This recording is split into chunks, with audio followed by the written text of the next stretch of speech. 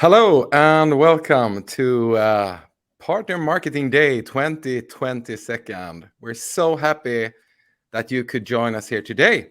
This is actually the second time around that we have this event. So it's the second annual Partner Marketing Day that we had also in May last year, and hopefully we'll have for many more years to come.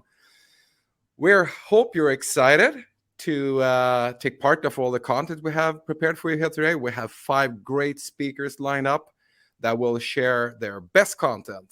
I have asked them, and our team have prepped them, so they're really excited to share their ideas and so forth, and that will be great. So who am I? I'm Jacob Löwenbrand. I'm the managing director of Bright Vision, and I'll try to facilitate this afternoon together with my colleague Emma. Yes, that's me. Hi, everyone. My name is Emma, and I work as a marketing assistant here at Bright Vision. So I'm very happy to be here and excited to have you all join us. So I will be the side host throughout the event today, and I will be helping out coordinate and manage your questions and so on during the Q&A sessions that we have in the end of every speaking slot. Yes, and why do we arrange this event? Well, partner marketing is an important topic here at Bright Vision. We do a lot of partner marketing campaigns over the year. That is one of our big areas of services we do. But it's a big area of things to know and to work with and to provide in order to do good partner marketing. It's a complex topic. That's why we brought together a few really good experts in this area to share their ideas, inspiration, and trends in this area that I hope will give you a few practical tips and tricks that you can bring to your team meeting on Monday or whenever it is, or just use as a background idea when you're thinking about what's going on in the next quarter or two and so forth. So hopefully you will have a few good insights or ideas or a little bit of inspiration to bring with you going forward, as well as we hope here at Bright Vision. Yes, and in all of our events that we have, we always think it's interesting to see where you're all from. So it would be great if you'd like to type that in the chat on the right-hand side of your screen, and then we'll see how international we are today. Let's see if we can get some chat action going. We have Belgium, Sweden, UK, Spain, wow, South Africa, London, Netherlands, Amsterdam. All right, a few more Sweden, Spain. So yeah, quite international. Wow, Gothenburg. Denmark, India. India, wow, what a geographical spread we have in this event. So fantastic to see a really global event in that way. And that's so fantastic with these virtual gatherings that we can have together. Okay, so who's Bright Vision? Very, very short about Bright Vision is that we're an agency that works with tech companies around marketing. And we have been doing that for 20 years plus. Actually, this is our 22nd year. We started out in the late 90s and fell in love with tech companies and trying to do marketing and drive leads and helping in many ways. And that's what we still do here. A little bit bigger, a little bit more countries we cover, a little bit more services and so forth. But still, our love for helping tech and IT and SaaS companies find more clients is still the same as from the beginning. And these are a few of our clients that we work with that exemplifies what kind of projects we do. But we work from small tech startups up to global tech companies and Fortune 100 companies that cover many countries and so forth, are global. Alrighty. And we have also prepared a little bit of a special office here today. We have a consulting session with a few of our experts that is very experienced in just partner marketing campaigns and have helped a lot of channel companies, either partners or distributors or vendors that are working with different parts of the channel, so to say, doing partner marketing. And we can do a deep dive together with you here today to help you and give you feedback and ideas and recommendations on how to improve your campaigns or your strategic marketing plan going forward and so forth. So sign up for a session where we interview you and then we'll come back with a report or presentation of the good ideas that we think could bring value or increase performance to your partner marketing initiatives, no matter where in the channel you are. Okay, so before we let our first speaker enter the virtual stage, we thought we'd get everyone a bit warmed up by sending out some partner marketing related questions. So these questions will pop up in the middle of the screen, and then the results will appear immediately under the poll tab that you see there on the right-hand side. And you can also check the results there later on if you wanna check out that. So let's start with the first question. Which side of partner marketing are you at?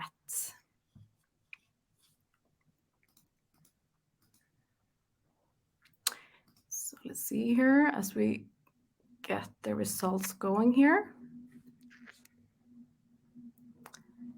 Yes, so a bit scattered results so far. All right. So around half vendors and then a few partners, distributors, and one other. Interesting to see who you are and what you work with. And the second question, what are you struggling with the most in your partner marketing work right now? So you can choose one of those.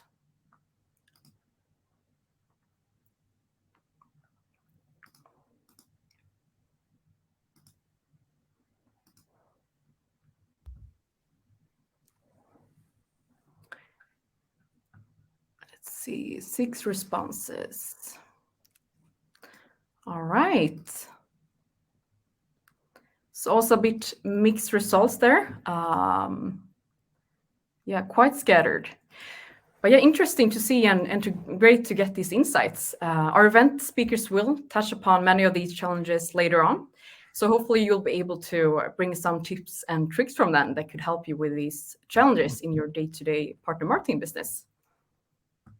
Great. And you can see the results up at the polls as said there. So don't be afraid to use the different functionalities.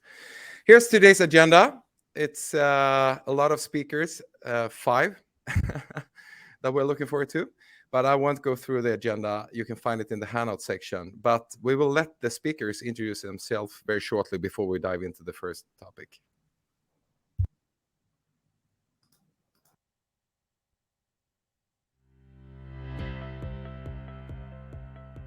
Hi, I'm Linda Durnigan from Crayon, and we'll talk about the 5 tips for launching a successful partnership campaign. Looking forward to seeing you at the event. Hi, my name is Rod Griffith. I am the Chief Client Officer and co-founder of Market Reach. We're a B2B technology marketing company here in Nashua, New Hampshire in the USA. And we're very pleased to be presenting at the Partner Marketing Day conference. We have, I think, a really exciting presentation. So we're going to review the 7 pitfalls that we see most commonly that can really hurt your ability to be successful in partner marketing, and review some of the ways you can avoid them, basically. So we're looking forward to that. I'm happy to be presenting and anxious to talk to you all at the event. We'll see you soon. Hi there, my name is Mishak Amorfusta, Managing Director for EMEA here at Allbound.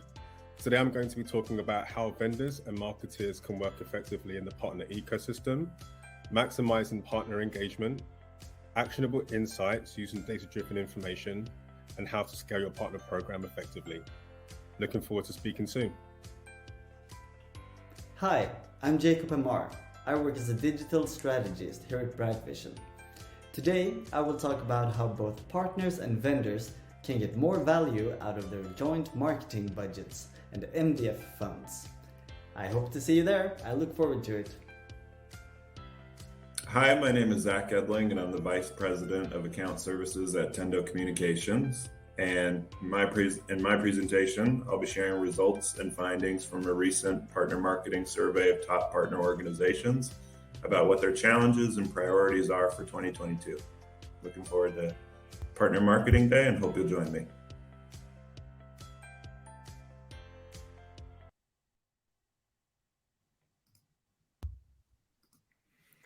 Okay, so we will soon get to hear more from these speakers that you just saw. But first, I would like to provide you with some general information that could be good to know about the event. So first of all, we have quite a packed schedule today. So we have 5 presentations, as Jake mentioned earlier on, until 4:30 p.m. And if you would like, you can log in and log off as many times as you wish. You can just use the same link that you've been provided earlier on. And feel free to comment on today's agenda and the presentations in the chat. And you can also drop your questions at any point, and we'll do our best to answer them in the Q&A session.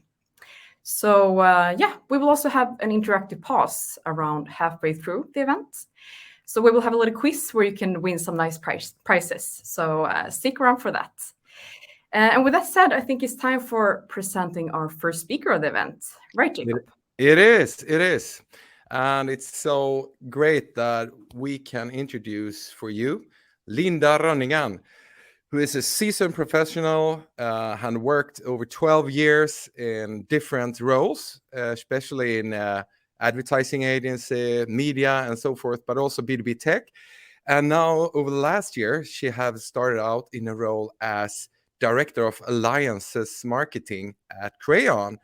And I think that will be so exciting to hear the content Linda will share with us here today. So welcome so much, Linda, to our event today.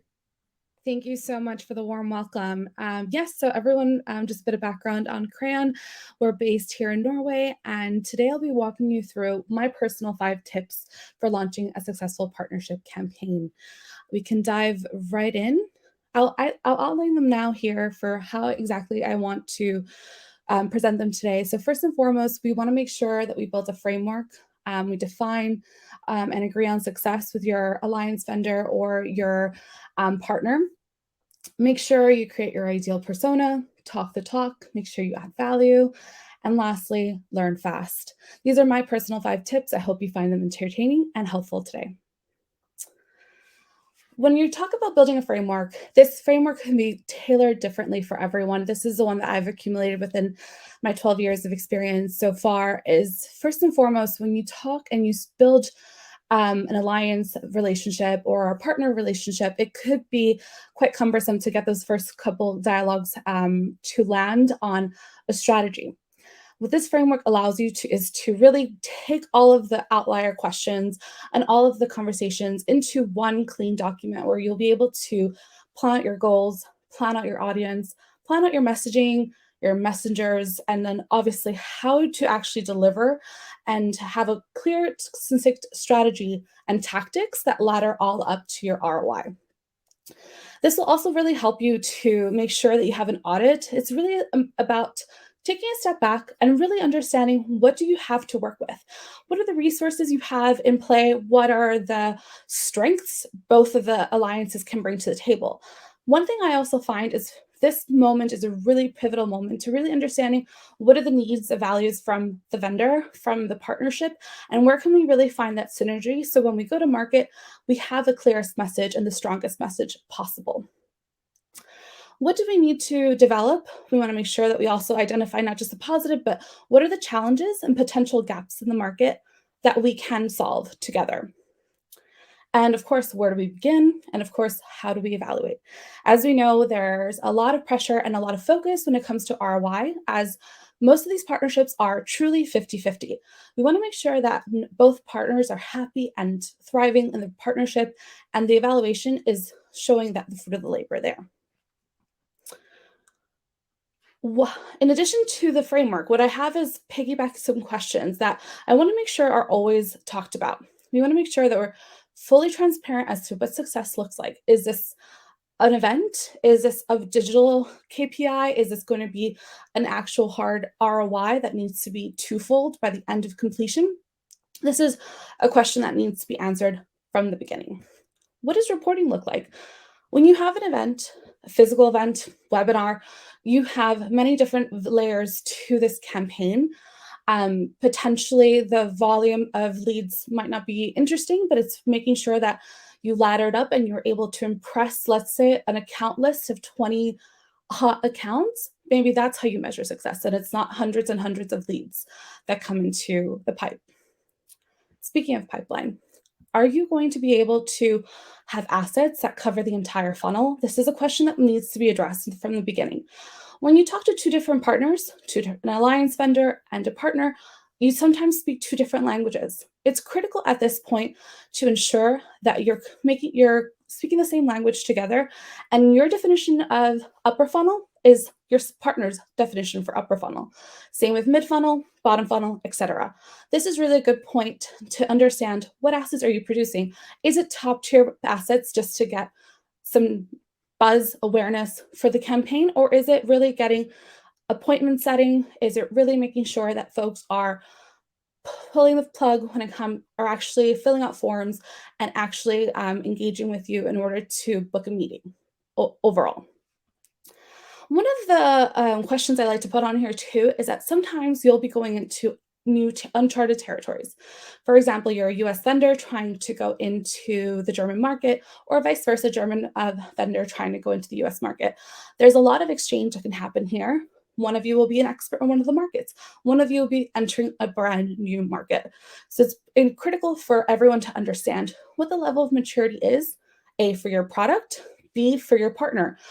How exactly is the best way to go forward? How are you actually going to implement this new brand? And what are your KPIs, knowing that you're going to a brand new market overall?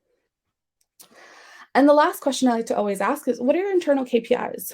Are you doing brand awareness, building some rapport internally to make sure you have champions identified? Is this something that is happening on your end? What I feel sometimes happens is we have a lot of great campaigns that go into market, but sometimes you might not have identified your champions, evangelists, people who can really take the message forward internally and can really help you once you're down to the bottom funnel, when you're down to just about close, where you can have a little bit more intel to really help your campaigns reach another level. So what are your internal KPIs? Make sure that this is addressed openly between both partners. With that said, you want to make sure you take a step back. Once you've identified your framework, you've asked your questions, and you're both aligned, you set chart with your define and agree on your actual metrics of success. I put in some examples of traditional brand awareness KPIs. I definitely come from an advertising background, so I'm quite serious when it comes to brand awareness metrics. I make sure that we're not just saying brand awareness and ending the conversation there. When we talk about brand awareness, again, just like upper funnel, mid funnel, people have very different expectations of what that is. Specifically when it comes to your advertising acumen, like how close are you to a brand awareness KPI might differ from a sales persona, a finance persona, and of course a marketing persona. You want to make sure that everyone is on board when you say brand awareness. You want to make sure you're measuring it and you're able to report every week, every month.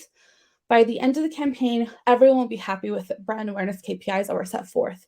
Because, for example, all the ones listed here are excellent KPIs to track for a digital campaign. How does that translate to a PR campaign? How does that translate into a campaign for a physical event? Then you want to make sure you're reassessing and moving forward to speaking again the same language.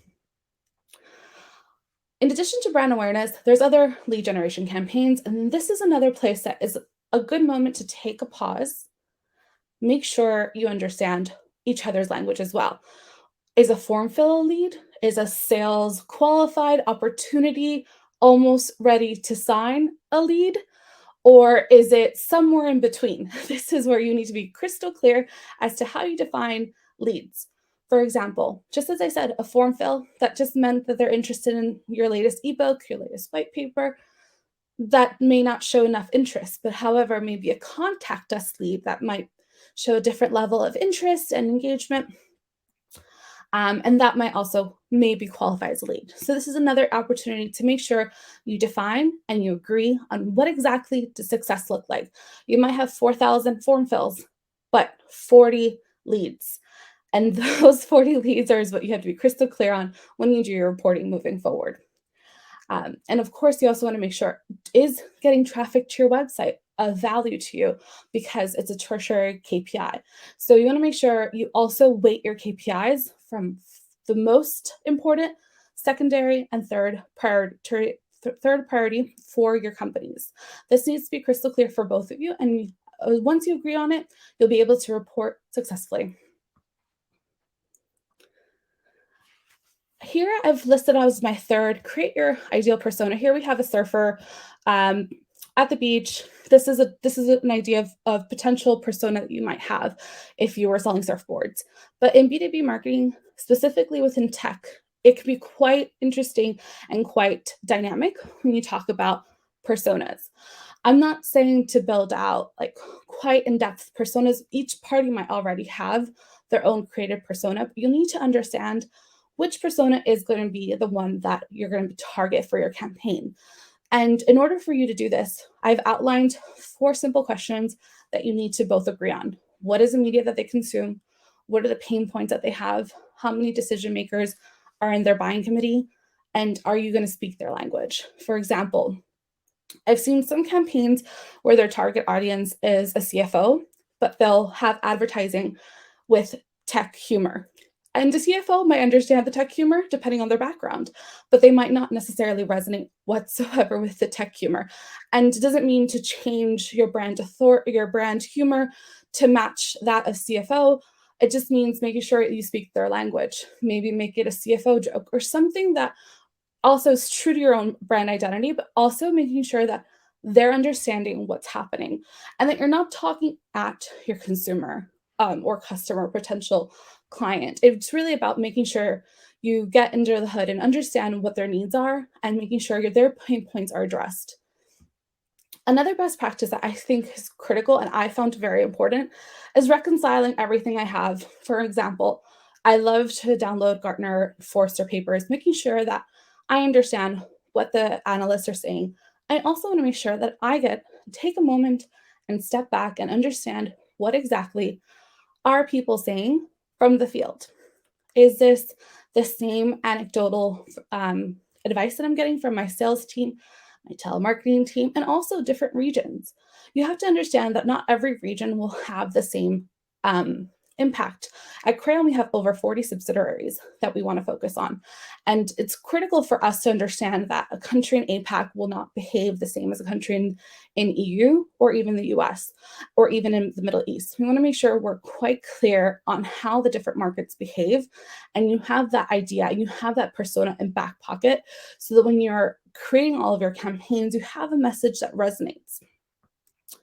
Which brings me to my 4th point. It's talk the talk and add value. At this point, I've already walked you through on making sure you align on what success looks like. You agreed on how to build out your campaign. You identified who your target audience is for the campaign. And you've looked at what the pain points are. So now all you have to do is make sure your offering is adding value.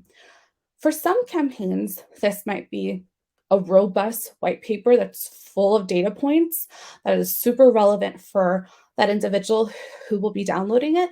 That might be where you end. However, when I've worked with some vendor campaigns, we really want to go more into the bottom funnel. So we want to make sure that we're talking about folks who are super familiar with the topic that you're promoting, making sure that we're adding value as best we can. So is that a physical event with a free consultation or audit? Or is that something more robust that at the end of the day, we would like to have amplified, right? So at this moment, it's really important to make sure whatever asset is produced will be able to add value to the actual end prospect. And our last, my last tip here is to learn fast. Some of the partnerships you'll see will be either a net new partnership where you have very little data to go off of. You might not even have a customer lifetime value number that you can go ahead and say, okay, we have a customer lifetime value. We can very easily calculate that we need 400 leads. We have an X amount of conversion rate from lead to opportunity. And then we need approximately 2 qualified opportunities in order to make the campaign successful. What I like to do when I mean learn fast is I want to really take the negative connotation of fail fast and really make sure we are learning as we go. As we go, we want to make sure that from the beginning of the setup of the campaigns, you'll be able to develop a hypothesis. This will give you what I like to call, in hindsight, vision, making sure that you're preempting and having the foresight in all of your campaigns as best you can. So this is from day one, sitting down with your partner, sitting down with your alliance technology vendor, and making sure you have developed a hypothesis of how you'd like to move forward, what you'd like to test, and what you'd like to adapt moving forward. What this means is you can potentially reserve, let's say, X amount of dollars in your campaign. So if you're in midterm of your campaign, you can take a step back and say, okay, this is working quite well. Let's go ahead and scale this, or this is performing poorly or underperforming our KPIs. How do we pivot and how do we make sure that this is a successful campaign moving forward? The reason I really stress this is because you want to make sure that your alliance is a long-term alliance and not an alliance that will happen just as a test and learn. You want to make sure that this alliance there is as much commitment from your side as there is from the vendor. And you want to make sure that it's a long-lasting alliance moving forward. What this proves is that you're committed to learning, that you're committed to making sure everything you put forth truly lands and has visibility from both sides of what you're testing and what you're willing to gain from the campaign moving forward. And ultimately what this does is safeguard your campaign, because a lot of the time when we do marketing, things can change overnight. There might be new regulations that take place in the market that you're in, and you might need to pivot. So as much as we like to say that the technology vendors that we work with are super agile, and I know that even we have that in our core values is agility, we want to make sure that we remove our human rigidity from our campaigns and we're truly agile. So when it comes to it, we always leave what I like to call wiggle room in the campaigns to make sure that you're testing, you're making sure that you're optimizing and always learning. This is critical to have when you have your reporting cadences. So whether it's a weekly, monthly, quarterly reporting that you have, you're able to truly scale out your campaigns as best you can.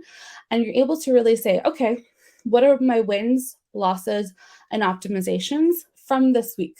How do I improve? How do I move on? And this will really show the commitment to both sides, that you're both committed to learning and improving all of your campaigns moving forward. With that said, I'm going to do a quick recap of the 5 tips for launching a successful campaign. Like I said, I built a framework based on what I saw worked best for me for the past 12 years. And it's really making it as easy and as fail-proof as possible, because when you're talking about 2 partnerships, everyone comes in with their own narrative, and it's about really melding the stories and creating one story to go out to market with. Second, remember to define and agree critical success, and making sure you're actually creating a persona that will be enticed and relevant for your campaigns moving forward. And always make sure that you're not talking at your consumer, but you're talking to them, and you're adding as much value as possible with your offerings. And lastly, like I said, learn fast. It's not about failing, it's about learning, adaptability, and making sure everything you do is embedded with as much data and as much rigor as possible. And that was my time. Thank you, everyone. Awesome, Linda. Thank you so much for sharing these insights and experiences that you have learned over the years working with partners. So awesome. Thank you so much for that.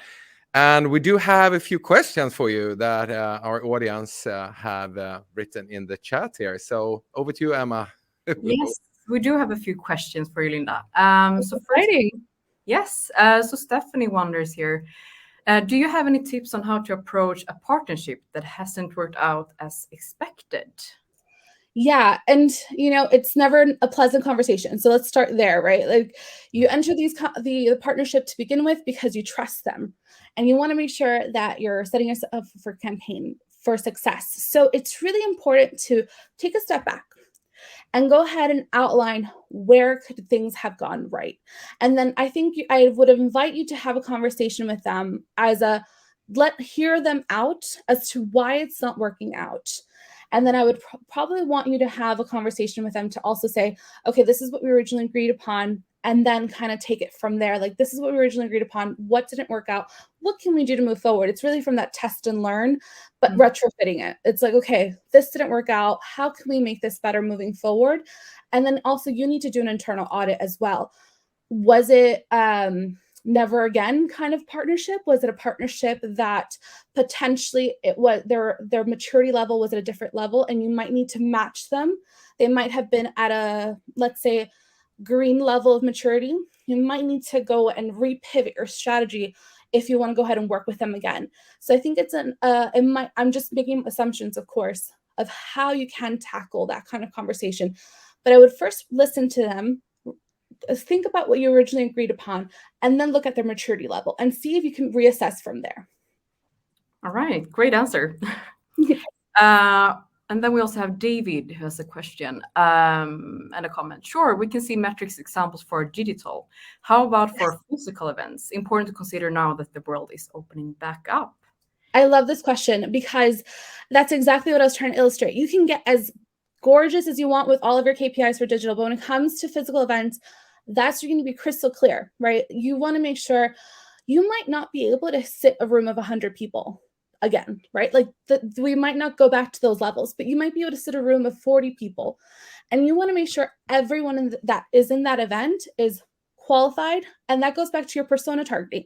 Is that a CFO? Is that a CIO? Is that exactly who needed to be?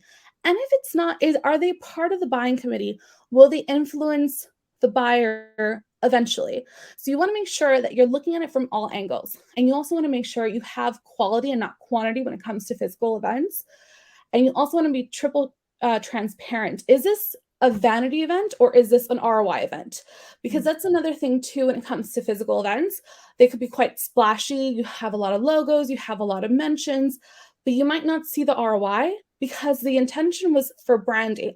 And this is where I was really strong on the branding and brand awareness because everyone defines it quite vastly different.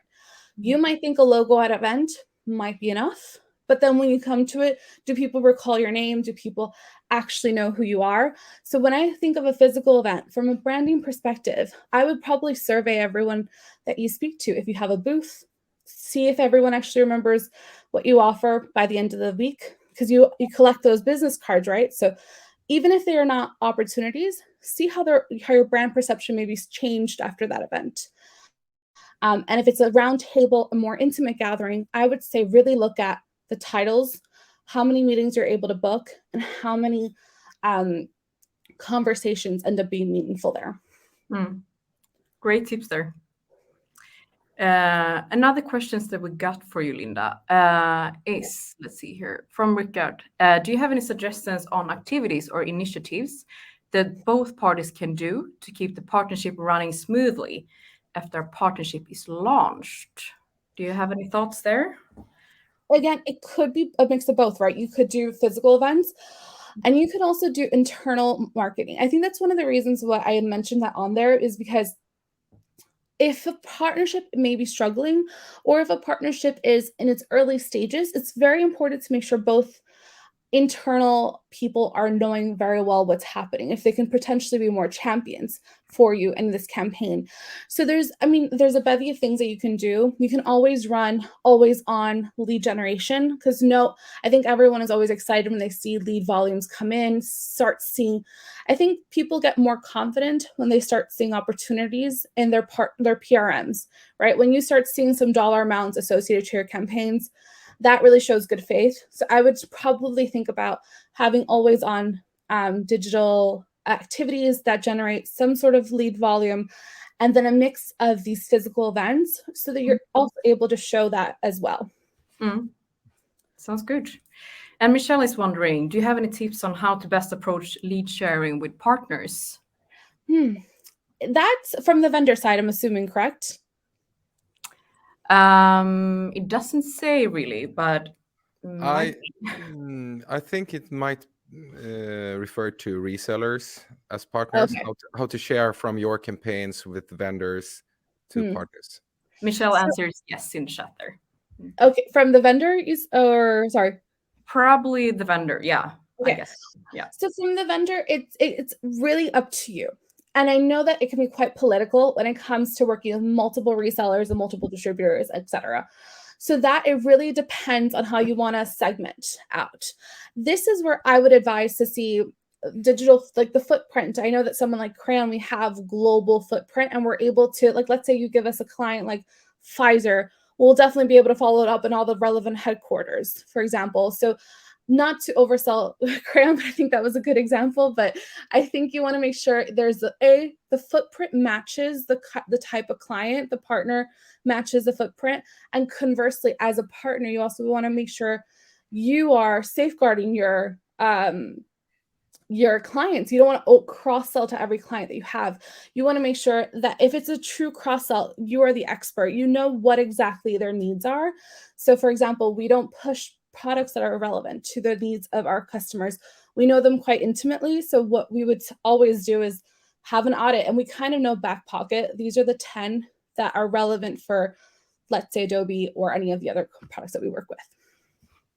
All right. Thank you so much for your answers, Linda. No problem. I think we have to move on in the agenda, but thank you so much for a great presentation. Thank you, Linda. And that Thank was you. awesome. And have a great day now. And hopefully we can have you at some later point at another event as well. So thank you so much for sharing. Likewise. Thank you, everyone. Bye. Yeah. And we thank Linda, who's based in Oslo. And moving on to our next speaker, who is based on another continent, actually in United States, in New Hampshire, to be more exact. Rod Griffith have a really exciting experience. He have a 30-year background in marketing and have worked with partner marketing for many, many years for tech companies as a strategic alliance partner manager before becoming also working on the agency side. And he's a co-founder of Market Reach, a B2B tech marketing firm. And they are helping tech companies to execute partner marketing initiatives and programs in the US. So exciting to have you with us here today, Rod. Thank you, Jacob. It's great to be here. Yeah, and we're really looking forward to your content. I hope it at least meets expectations for you. It will. I'm sure it will. So take it away, Rod. Thank you very much, Jacob. I really appreciate it. Well, as Jacob mentioned, I spent 10 years in channels and partner alliance marketing in the computer industry before starting Market Reach back in 1994. And subsequently, probably 60% of everything we've done as a company over the past 28 years has all been partner marketing. So we literally have thousands of partner marketing programs, experiences under our belt. So it gives us an interesting perspective on where things work and don't work. And certainly we want to share with you some of the pitfalls that we see happening in partner marketing. And these are pitfalls that are very specific to partner marketing, because when we talk to a lot of marketing people and partner marketing leaders, I'm sure you've seen these, they'll typically tell you that, well, what thwarts us tends to be lack of shared vision, unclear goals, lack of commitment, lack of resources. This list you see here. And these are very common and they're very important factors that you need to focus on. But when you really look at it, there's nothing here that's specific to partner marketing, right? These are not issues that are prone only to partner marketing. They're generally marketing issues for any marketer. In fact, you can say they're issues for engineering teams and construction teams and all sorts of industries. So what we're going to focus on are some of the lesser known pitfalls, but yet still critical pitfalls that happen specific to partner marketing. I think you'll find hopefully find at least one or two of them interesting and something to think about. To get started, let me just sort of define a business partnership in a broad level and say, okay, two or more companies working together towards a common goal are business partners. I ask us all the time at conferences, and people raise their hand and say, yeah, that generally seems to be okay. And then I'll basically proceed to tell them that they are wrong. It's a bit of perhaps a trick question, but in reality, when you really think about it, two or more companies working together towards a common goal are actually competitors, right? If you're targeting the same audience with the same products, going after the same money with the same solutions, you're competitors. You're not actually business partners. And it might be semantics, but it makes a point, and it makes a point about our first pitfall, which is that you should never assume that you share the same goals. You don't. You just plain don't. Two companies that are business partners are two or more companies that are working together towards separate but aligned goals. And it seems very simple. It seems like common sense, but people lose sight of this all the time. It's very important that you never stop understanding and acknowledging each other's true goals, aligning your plans to show how each partner is going to reach their goals, not a common goal, but each partner is going to reach their individual goals, and then have metrics that ensure that you're tracking the success of each partner towards those goals. Again, this seems like a really simple one, but I can tell you I couldn't even count how many times we've seen challenges come up because people have forgotten to really plan for both companies' individual sets of goals. And we put together a quick little checklist. When it comes to goals for alliances and partnerships, these are pretty much where 99% of most partnerships are going to fit into. And it falls into 3 impact areas, right? You go into a partnership because you want to impact your offering, right? If it's a partnership where you're doing code development, for example, or you're tying your products together somehow, or you're improving the features to align with their features, for example, you're strengthening the product, you're strengthening your competitiveness, and you might be enhancing your customer lock-in, for example. We have partners that work together to make their products work better together so they can actually cooperatively sell to their own customer bases, for example. On the marketing side, on the left, the most common goals you're going to want to look at are increasing market share and penetration, entering a new market. You might want to go into a partnership because your partner has strong presence in an industry or a geography that you want to get into. Certainly, channels partners are often used to get into geographies, for example. You might be trying to boost differentiation and competitiveness or strengthen brand awareness. Similarly, if your partner has strong awareness in a particular industry that you want to penetrate, tying yourself through a partnership to that partner can really accelerate the brand awareness for you in that industry. So you certainly see that when you work with large companies with strong brand presence, for example. And on the selling side, we've really, over the years, it really comes down to there's only 3 reasons to be working on joint selling together. And everything should match at least one of these 3 goals. Either you want to increase sales opportunities, you want to accelerate current sales opportunities, right? Accelerate the sales cycle, or you want to lower the cost of sales by making it easier to sell. If you're not doing joint selling efforts that target one of these 3 goals, you're probably not doing something that's worth doing. So the next critical pitfall we see is not knowing where or if your customer journeys are aligned. You may have great synergy in terms of your target market base. You might be targeting the same organizations, the same environments, the same needs, the same people individually, but you might find that your customer journeys are not on the same cycle. I discovered this years ago when I was working as an alliance manager for a major computer company, trying to do partnerships with major software companies.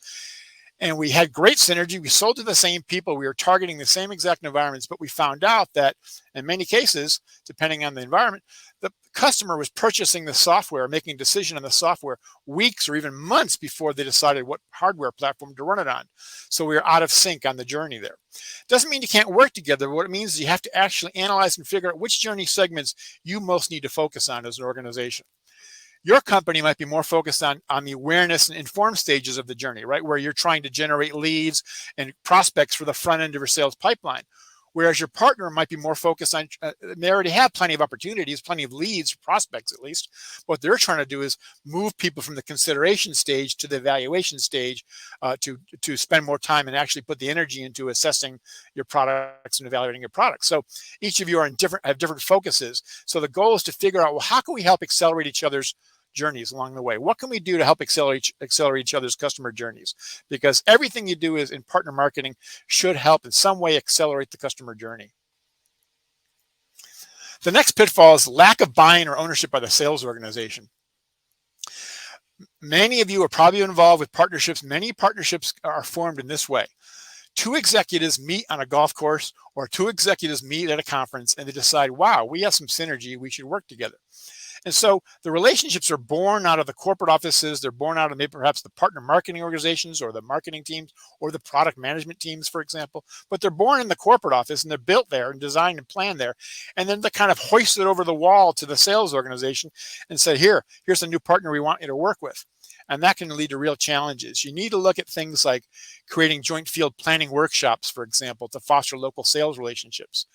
You may have tremendous relationships between the 2 corporate offices, but if your local field people don't even know each other, don't trust each other, don't understand each other, you're going to have real challenges when it comes to generating any real cooperative revenue together. You also need to look at things like what we call sales playbooks. Okay, how do we define exactly where our field should work together? Who do they target together? How do we go after them? What are the qualifications? What are the sales tools we're going to use? What are the call to actions we're going to follow up with? You need to define those in advance and build a sales playbook that both companies agree to implement. And then finally, it's still important to have that corporate relationship where the two sales VPs have some kind of working relationship, and perhaps every 6 months they have a call to review status of things, because there's always going to be issues that have to be addressed at their levels, basically. The next pitfall we see is a lack of realistic agreed upon plan for the management of sales leads. Boy, things can get really messy. In fact, I think this came up when Linda at Crayon was talking about the question came up about sales leads and cooperative. How do we share sales leads? You really need to clearly define who owns the lead generation effort. Who owns it? Are you targeting a mutually desirable audience? You might be targeting identical people, but maybe one of you wants to focus on companies that have 1,000 plus employees. The other one is willing to target 100 plus employees. Well, you need to understand what you're trying to target together and where you overlap and focus. What constitutes a qualified lead? Because what's qualified for lead for your partner might not be as qualified a lead for you. You need to identify what both company needs to know and what data they need to collect to qualify a lead, and make sure there's a dual lead qualification process occurring, for example. And then who qualifies the leads and when do they bring the other partner in? That needs to be predefined. Who builds and owns the prospect database? I've seen finger pointing and challenges and people fighting over the prospect database, and it does not help a relationship. But it's critical that you identify and understand that, because nowadays, especially, there's legal ramifications over privacy and things like that. You need to understand, well, what are we allowed to share and when can we share it, for example? And do we have proper opt-in relationships with the prospects to do that, for example? And then finally, how are you going to avoid confusion, customer confusion, and sales conflict throughout the lead follow-up and tracking process? The worst thing that can happen, and I've seen this happen, where a partner calls on a major prospect on one day, and then 2 days later, your salesperson calls on the same prospect with absolutely no knowledge that the partner was just there 2 days ago. And now you've got this disconnect, you look out of sync, and it does not help the confidence of your prospect when they see that these two companies are supposed to be partners are completely disconnected when it comes to those sales calling efforts. So that's a critical element. The next pitfall is an imbalance in partnership investments. Now, this is very typical when one of your partners is much larger than the other. Obviously, there's only a limited amount of money, time, and resources that each can place into the relationship. And sometimes the bigger companies are able to invest a lot more into the relationship than you might be able to, or vice versa, for example. But we found that what doesn't really matter is the direct amount that each invests. What matters is the amount in commensurate with the return opportunity. In other words, how much are they putting in terms of the opportunity they're going to get out of it, basically? Because in many cases, one company is willing to make a bigger investment because they have more to gain from it. So a simple little litmus test you can use as a question is to simply ask, if this partnership fails, will both partners feel the similar pain? Are they both going to feel a similar pain? If the answer is no, if one partner has virtually no downside, you're going to have a problem, because they're going to agree to participate because there's no skin in the game for them.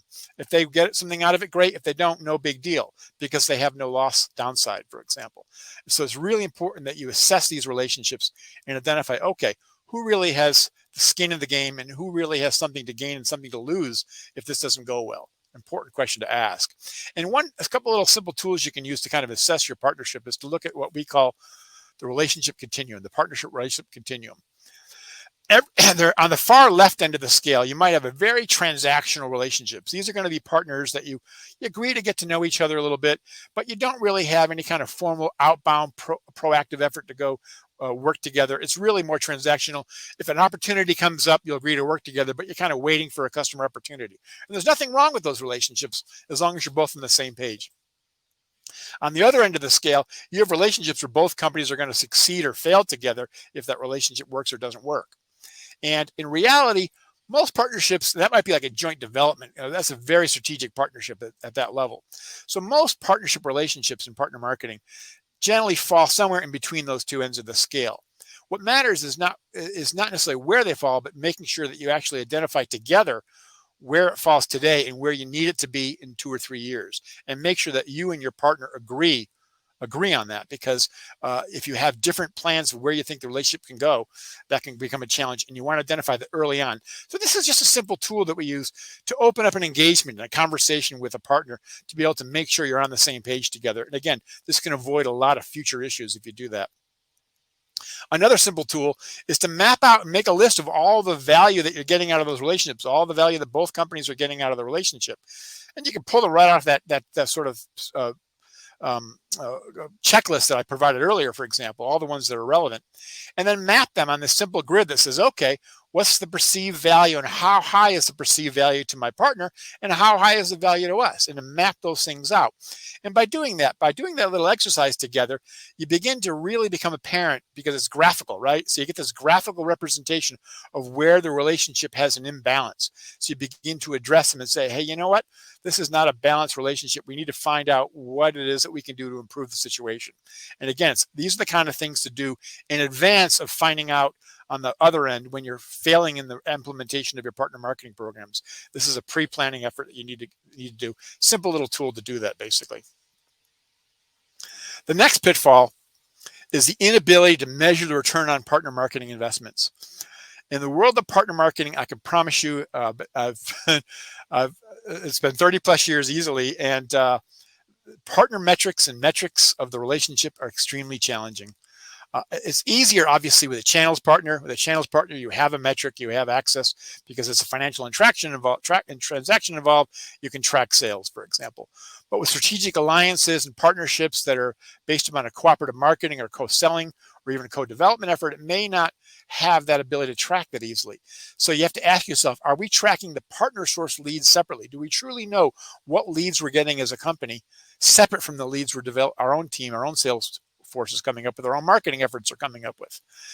And that might be easy to do in some cases, but I can tell you in many larger companies especially, they have such a specific process for how they manage leads through the lead management process and how those leads are processed to their sales organization and qualified, that the partner source leads get thrown into the corporate lead system and then get lost. They can't be tracked. They literally, in some cases, I won't mention names, but they don't even have the ability to code a lead as a partner source lead. So you need to look at those kind of things because that become an issue. Are you identifying incremental revenue from partner-led opportunities versus revenue that might come from accelerating known sales opportunities? Both are good. I mean, they're both good things, right? A partner that helps you accelerate and close sales is a good partner to have, but it's not the same as a partner that actually brings in incremental revenue from leads that you wouldn't have had a real opportunity with or may not even known about, for example. So you need to track both of those elements. Then you got to validate the metrics with your sales team. Make sure does this make sense? And this is probably a dirty little secret of partner marketing, which is that, and I've seen this happen too many times, unfortunately. When you're relying on partner provided metrics, when your partner's telling you, here's where we believe we help you leverage business, there is an incentive, and I'm not going to say it happens to everybody or even all the time, but there is an incentive to sometimes puff up their numbers because they want to appear strategic to you. They want to appear of high value to you, and they want to make sure they continue to get the resources and attention they've been getting from your co-marketing efforts, right? So there can be a tendency to puff up the value that they bring. You need to have a process to be able to validate those metrics because they could give you wrong information, basically. So a little warning there. The next one is relying too much on anecdotal proofs of value. This is a common issue with us marketers, right? As marketing people, we love success stories. We love anecdotes. We love to go back and tell our management team a great story about how the two companies work together to overcome a competitive situation and win business. It's wonderful to have those stories. But when you're relying too much of your actual measurement of the value of the relationship is relying on anecdotal proof of value, you could be masking what the actual real value is of the relationship. So just be aware of that. And the next thing is are you using partner participation as a key metric? This is a real issue, especially with large companies that have formal partner programs. A partner program that might have multiple partners, or it might be a tiered program with gold, silver, platinum partners, et cetera. What happens is that they'll put on a partner initiative, let's say a cross-training program or a training program for field salespeople, and they'll invite their partners to participate in this training workshops. And they get to go back to the management after the program's over and say, well, it was a huge success because we had 97% of our partners agreed to participate in the program. So we declared a success. In reality, and as an independent company that's involved with these two partners all the time, we hear it pretty regularly. The partners often are only involved because they don't see real high value in being there or participating, but they feel like they need to do it to maintain a good relationship. And because there's other things they want and need from you, they want to make sure continues. So they participate not because they expect a high value or high return from the program, because they feel like it's the right thing to do for the relationship. Meanwhile, your partner marketing people are walking away thinking, wow, we had this wonderful, successful event. Let's keep doing this every year. And it may not be the case. So that's something to watch out for, because when you're an independent company like ourselves working with two partners to work together, we tend to kind of hear things that might not be heard between each other. So it's an interesting perspective to get, as you can imagine. And the next and final pitfall is what I call partner myopia. And partner myopia is a term I created, at least 20 years ago. But I began to realize that sometimes a partner manager, a strategic alliance manager, a relationship manager, when their advocacy for their partner begins to actually cause them to work against your own company strategies and goals. And it's an interesting phenomenon. It happens more often than you might know. And part of it is, especially in organizations where you may have multiple partner managers that are working together, working sort of in competition, really, for getting attention and resources from your internal organizations. As a partner manager, when I was a partner manager for many years, my job was to get as much visibility from my partner within my own company. So I was constantly getting in front of the product management teams, the Marcom teams, the event people, the sales organizations, anywhere that I saw marketing niches that I thought my partner could get some value out of. And it's very easy to do that without really thinking about the clear prioritization process that your company has for why a partner may or may not be qualified to participate, or may not be the best partners to have participate. That comes down to the second bullet here, excuse me, which is if the success metrics for your partner managers aren't directly tied to the organization's overall goals, if their metrics are so specific to achieving these 7 critical tasks over the next quarter, for example, they may not be aware or be thinking about their overall corporate goals, and they might be working against those goals behind your back even. And we've seen this happen quite often, actually. Especially, my third bullet here is when the partner or alliance manager has been assigned to one partner for too long. That could be a good thing. But when one person's been assigned to one partner for a long time, for years in particular, they become very entrenched with that partner, right? They get to know them really well. They become friends with that company. They understand that they're really entrenched in the company's culture. They may even have an office at that company, for example. And what begins to happen over time is they start to basically lose sight of which company is paying their checks every week and signing their checks every week. And they begin to campaign against corporate goals. I have seen alliance managers, for example, be told, no, your partner is not the partner we want to have involved with this particular program. You're the partner that we want to be involved with other things, but this is not a program for your partner. And they'll still work against that and work around the back and go try to manipulate the situation to get their partner involved in those initiatives that they were told wasn't qualified for. It happens, and it happens fairly often. Again, when a partner manager has become far too closely tied to that one company for too many years, for example. So something to think about, just to be aware of, keep an eye out for. And a simple solution, obviously, is after a certain amount of time, it does make sense every once in a while to maybe sort of mix up the mixture and assign a partner alliance manager to new partners to work with, and not letting them get too entrenched with any one partner, for example. So those are the 7 pitfalls. That just 7. There's many more we could go through if we had more time. But those are just 7 common pitfalls. As you can see, they're all very specific to partner marketing that can happen. Before I go into questions, I'll mention one bit more of advice here, which is that we talked about earlier the issue of an imbalanced relationship in terms of investment. And sometimes when you're the smaller of the companies, you always feel like, gosh, I wish we could invest more, but we don't. We don't have the resources to do that. And my advice is don't underestimate the value of your proactive support enthusiasm for your partner's marketing initiatives. That could be of high value, can help balance the scales. Companies, especially companies that have formal partner marketing programs in place for multiple partners, they are going to give a lot more attention to those partners that are proactively and aggressively seeking participation and looking for ways to get involved. And that can really, really help tip the scale in terms of balanced relationships. So I wanted to bring that up. So all right, so I think it's my time to stop right now and take some questions. I will point out that I have written this entire presentation as an article. You can go to our website, mreach.com, and go to the blog page and download it. There's plenty of other articles to look at there. So, Oh, that's great to know. I thought I was, didn't get all things you wrote, talked to you about here down in my notes. So that's great that you have an That's article. okay. Thank you so much for sharing those things, Rod. Really Yep. interesting and really interesting. Thank And you. let's go to questions, Emma. Yes. So one question that we have for you, Rod, is from Stephanie. She wonders if, let's see here, if one partner would experience rough times on the markets, how big effect can it have on the other partner? Very good question.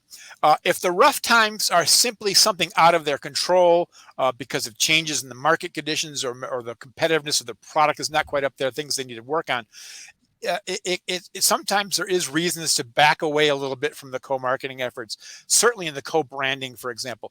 That's especially true if their market situation is something they've really caused, if they've really made some big technical mistakes in the design of their products, for example. If it's really lost competitiveness, you don't want to necessarily tie yourself branding wise to that company's name. But in most cases, when this starts to happen, as long as partners are honest and upfront with each other, there's things that one partner can do to help the other and to help sort of reduce the impact of that negative situation by maintaining a relationship. But partnerships in general should always be flexible over time. I have been involved with some companies and partnerships that have had partnerships for over 20 years together, and those partnerships go through fluctuations, and those are natural. There's times when one partner has to back off a little bit and kind of slows down and doesn't pump as much energy into the relationship, and other times when they have a new product coming up, or they're changing, completely evolving their products, and they really need to leverage their relationship. So there needs to be an acceptance and understanding of each other's need to be able to accelerate and decelerate those relationships. What it comes down to is communications. Trust and communications is really critical. That's a great question. Yeah, and a great answer as well. Oh, thank you. I think that was all the questions that we had time for, unfortunately. But Okay. thank you so much for a great presentation. It was really interesting to hear about all the pitfalls. Thank you. I hope it was helpful. Yeah, thank you so much. And maybe you can stick around in the chat if somebody wants to ask more questions there. Sure. And thank you so much, Rod. That was Thank great. you. I hope we'll continue the dialogue in the future here, and have a great day. You too. Thanks, everybody. Okay. Bye. Thank you.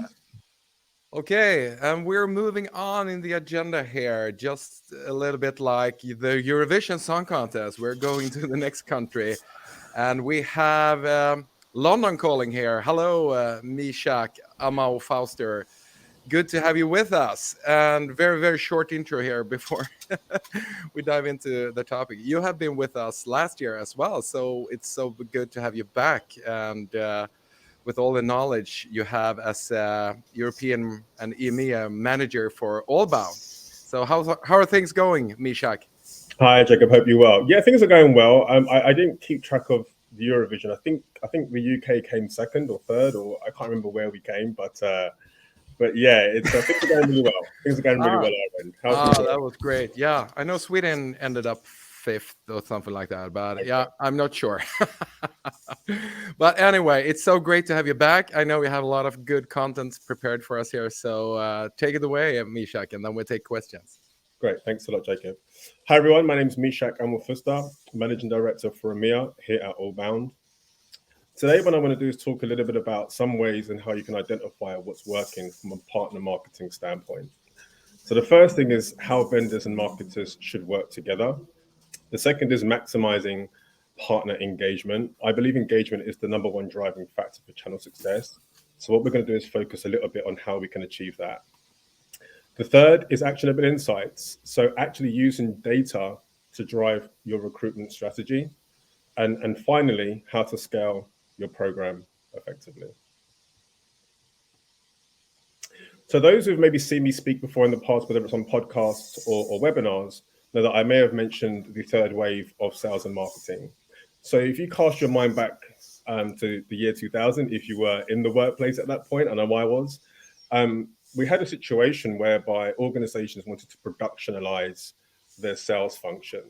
And then we had the birth of this thing called CRM. Now, being able to sell to your customers is something that's been available since the beginning of time, but actually productionalize it from a technological standpoint was relatively new. Fast forward 10 years to around 2008, 2012, the marketing function wanted to get involved in that process. How do we get involved in it? How do we win hearts and minds? So therefore, we've had the birth of marketing automation. Fast forward another 10 years, and now we have a situation where we've had the referral approach, the reseller approach, which again has been around since the beginning of selling. And now we have this thing called partner relationship management. So I know that this is something that a lot of people are familiar with, but what's interesting about that is how this is now being accelerated from a production standpoint. Most companies I'm sure we've worked for have had this in place, but it's never really been the core focus. What we are finding now is that organizations are bringing in this front of mind for a variety of reasons. So how do we be partner focused? Well, the first thing we need to do is understand that what we create isn't for us. I speak to a lot of organizations who, when they do create an ecosystem, they have their own business in mind. But actually, the best approach would be to create something that has the partner in mind. What is the partner marketer looking to achieve? And how do we ensure that they achieve that, making the experience as seamless and as easy as possible? You really need to empower the marketer. So Steve Jobs, as an example, when questioned on how Java addressed the ideas embodied in OpenDoc, when in general the sentiment was that OpenDoc had more functionality, his response was that you need to start with the customer first and the customer experience, and then work backwards to the technology, as opposed to creating great tech and great features and functionality, and then trying to retrospectively fit how that's going to be sold to the public. I would regard the same ethos with your partner ecosystem. Rather than creating great tech, you need to create a process which is easy to understand, incentivized, and obviously makes that partner want to come back as well. You can create things like partner plans, whereby you have agreed milestones with those partners. Sometimes people have QBRs, etc., etc. If you do that, they have to be clear and actually agreed by both parties, where it's not just a, hey, you have to do what we want you to do. It's what kind of targets and what are you looking to achieve to make sure that we come to an agreement in your partner plan. Okay, so the second part is maximizing partner engagement. So how do we do this? Now, I mentioned that partner engagement is the number one driving factor for channel success. There's a few things that we can do here. So the first thing that we can do is create that common goal. So many times I've seen organizations where each department has their own goals, and as a result of those own specific goals, they tend to pull in different directions. Well, you all know that if that's the case, then no organization is actually able to achieve the one common goal, which is their overarching success. Too many times companies, while metrics are very important, only focus on their own. So how do we create a common goal for both the vendor or the customer and the partner? We have to make something that's fit for purpose. So a lot of the time I speak to organizations who say, we have a robust partner program. We have this number of partners, and this is how many opportunities that we create. This is how much we charge, etc., etc. Once sometimes we scratch beneath the surface, we actually understand that what they really have is A, a place where content sits, and B, a web form where someone can register an opportunity.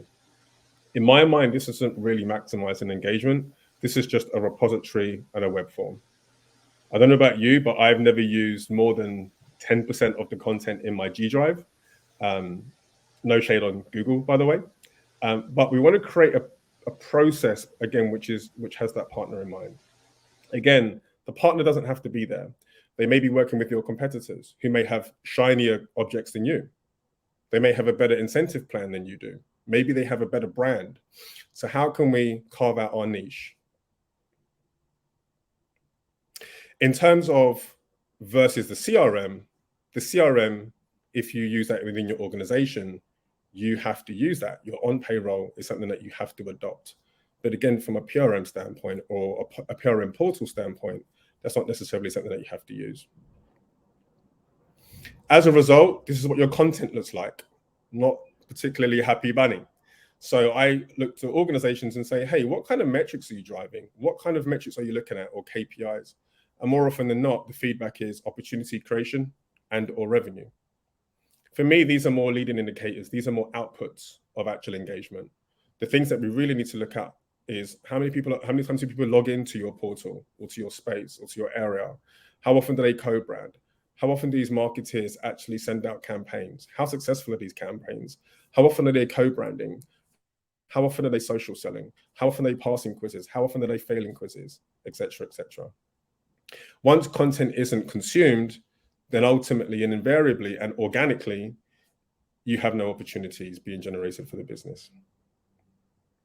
So in summary, what we are doing is we are creating an environment and an experience where the partner marketer only sees content which is relevant to them based on their region, based on their relationship with you, based on their role internally, whether they're sales, marketing, or technical, or etc., as well as their status, platinum, gold, silver, etc., etc.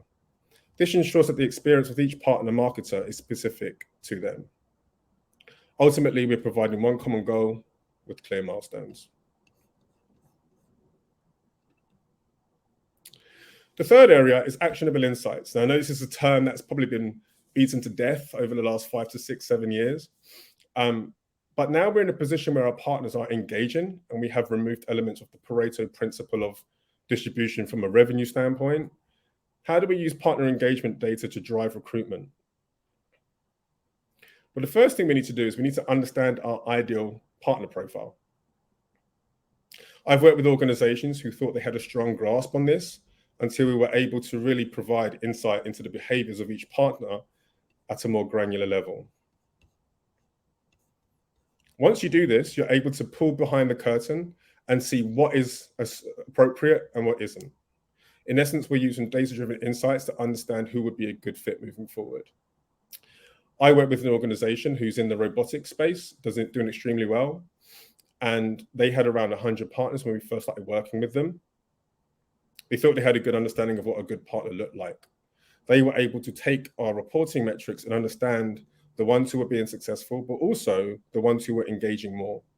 As a result, they used that information for actionable insights, fine-tuned it, and formulated that as the foundation of their recruitment strategy. Today, they have around 500 partners and are doing extremely well. As a result, they're able to, remove the guesswork from their recruitment process. More often than not, it's not a case of we have the wrong IPP. It's more a case of we didn't know that there were other markets that had crossover with our business, that were able to take our market to other regions effectively.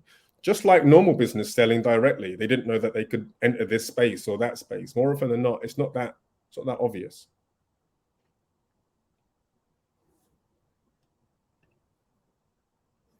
The fourth and final piece I'd like to look at today is scaling effectively.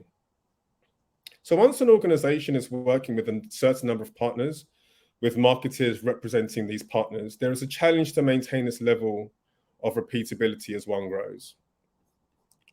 So either they focus on heavy touch, whereby they provide great partner experiences, but invariably where the partner growth is hindered, or conversely or inversely, they focus on recruitment, but lose out on the engagement factor across each partner as part of their partner ecosystem.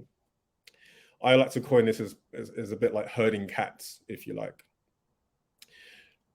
They have a lot of partners, but the average engagement per partner is relatively modest. As a result, organizations will receive and achieve diminishing returns. Depending on the level of resource internally, will determine where their organization experiences the point of maximum yield. Okay. The only way to shift that red curve vertically is to hire more partner managers, which we all know isn't a sustainable nor economically viable model. And as a result, organizations cannot scale. They either hire more people, they bite the bullet and add more partners, or they focus on their existing ones. Either way, they tend to reach a bit of an impasse. What we want to do, and in order to break through this barrier, we need to automate existing processes while at the same time maintaining a personalized experience. This does two things. The first thing it does is it maintains efficiency or engagement efficiency of the assisting group. And number two, it gives you time to actually go out and find more of the right partners instead of herding those cats. Rinse, repeat, rinse, repeat. For both sides of the coin, this is extremely beneficial.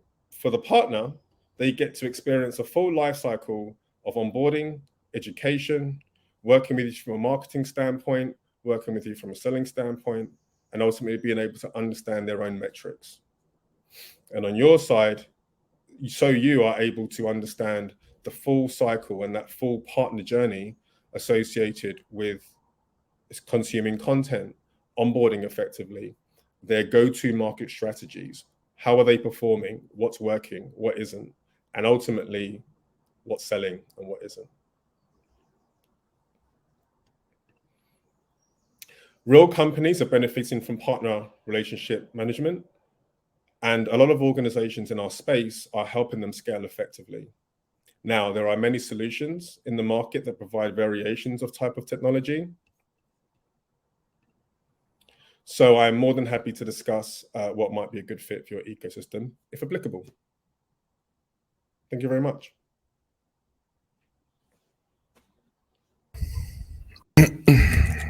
Thank you, Mishak. Exciting to hear all your insights here, and extremely interesting to hear from your point of view as a platform provider as well, that have a little bit of different angle than partners and this and so forth. Cool. So exciting. So time for questions. Emma, what do you got?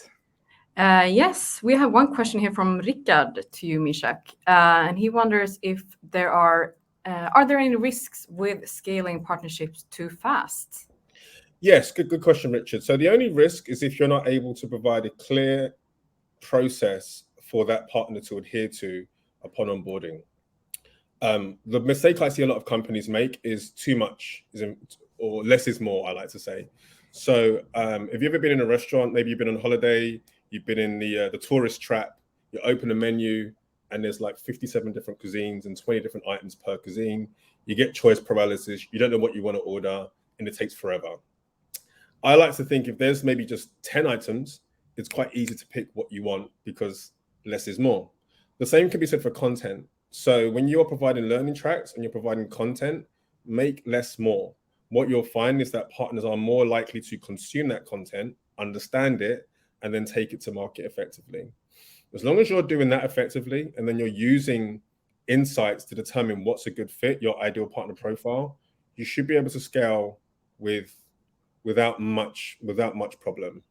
So the main thing is just creating groups that are the right fit for each partner, and then having clear milestones as to what success looks like. Those partner plans that I spoke about, so X number of opportunities over Y period of time, or X number of marketing campaigns over Y period of time, and then letting them obviously see success. Great, and fun metaphor there with the menu. Yeah, I'm the worst. I need like a waiter hovering over me before I can make a decision. So unfortunately.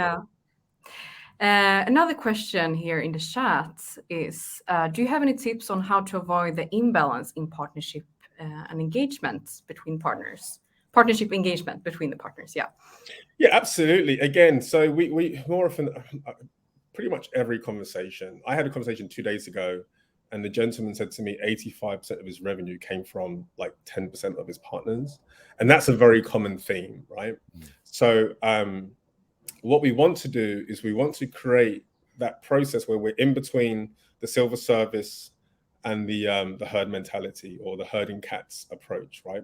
So we have to, again, use those insights to understand what a good partner profile is. And then what we do is we provide a uniform experience for each of those groups. Now we can group them based on any group you like. The most popular ones are, we call it the 3 R's: region, so geographical, relationship, are they platinum, gold, silver, bronze, and then role. So at a granular level or a user level, are they sales, marketing, technology, pre-sales, whatever it might be. There is a fourth one. So things like, are they a reseller? Are they a referral? Are they a consultant partner? Are they a system integrator? Are they an agency? Are they a technology partner? Things like that. So a technology partner will have different content to a referral partner, for example. And then as long as you're providing them with specific content, not everything, then you'll find that you'll have a more even distribution of engagement across your partner base, just organically and by default. And then that invariably leads to a nicer spread of opportunity creation downstream. Right. Thank you very much. I think that was all the questions that we had for now. Do you have any questions you want to add, Jacob? Yeah, I just want to understand where do you see Allbound going in the future? How do you, from your perspective, support these changes in the coming year? Do you have any new things coming up, or where do you stand? Absolutely, it's very much exciting times here at Allbound. We've grown massively as a business in EMEA. We've noticed the fragmentation of Europe specifically plays into that because you're providing a personalized experience. We have about 46 different countries in Europe, and maybe 10 to 12 who are active buyers, different currencies, different cultures, different languages, different time zones, different ways of doing things. So that really plays in well to that personalization piece.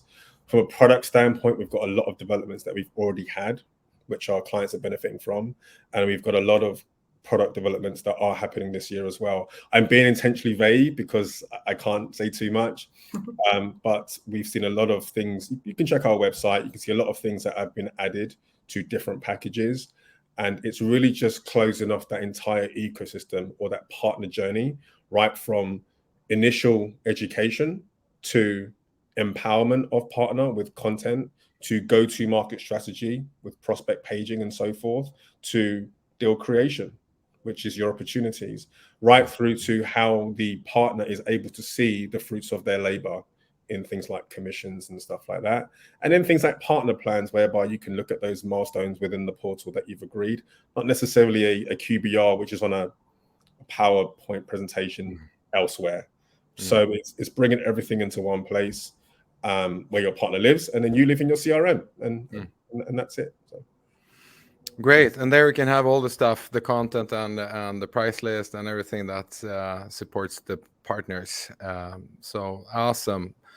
Well, great to hear, and thank you so much, Mishak, for your content, and we're happy to have you back here, and hopefully we'll catch you more times in the future. So thank you so much, and have a great day in London. I would. You too. Have a great time in Sweden. Thank you. Okay, awesome. Okay, Emma, great. Now it's time for a short what's up quiz time. Yes, so we're a bit more than halfway through the agenda. And despite of all the interesting presentations that we heard, we thought it would be nice to have a little interactive segment too, and have a competition and some quiz. So what will happen is that we will type 3 questions each at a time into the chat box. And the person who types into the chat box correctly first will get to spin the wheel there that you see behind Jacob. So if you spin and get green, you win a coffee thermos from Eva Solo. And if you get white, you will win a portable charger. So let's start with the first question. How many? And this will probably just take 3-4 minutes. So you can also grab a coffee if you would like to. And if you want to fill up your cup. But otherwise, let's spin the wheel and ask the question. Yes. So the first question is, how many times, including this one, have we at Bright Vision arranged Partner Marketing Day? Might be a tough question. I think we mentioned it in the intro, but it might. Yeah, let's see.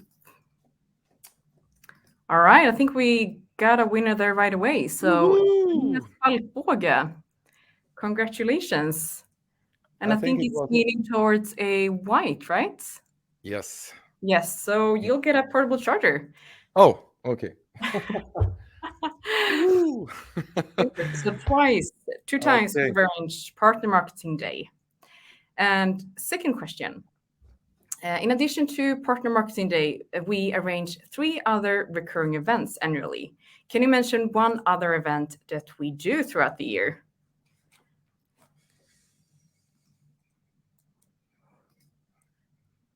That's a tough question. Maybe somebody have been with us more.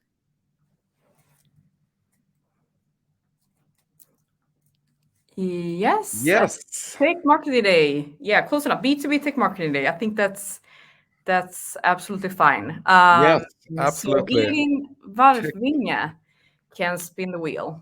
Yes, only and I have already done, and it became white again. So a portable charger to Elin. Yeah. Well done. Tech Marketing yes, Day we had in March. So exactly. yeah. Also one of our annual events. And the last question, the third one. On a weekly basis, we at Bright Vision publish our podcasts, where Jacob is the main host, which we have been doing since beginning of 2020. What is the name of our podcast? And then we have 3 different alternatives that will pop up. I quite hope soon. everybody is listening to that podcast. One of the best in marketing. Let's see if we can. And we have a green for whoever is answering first. And it might be a thermos.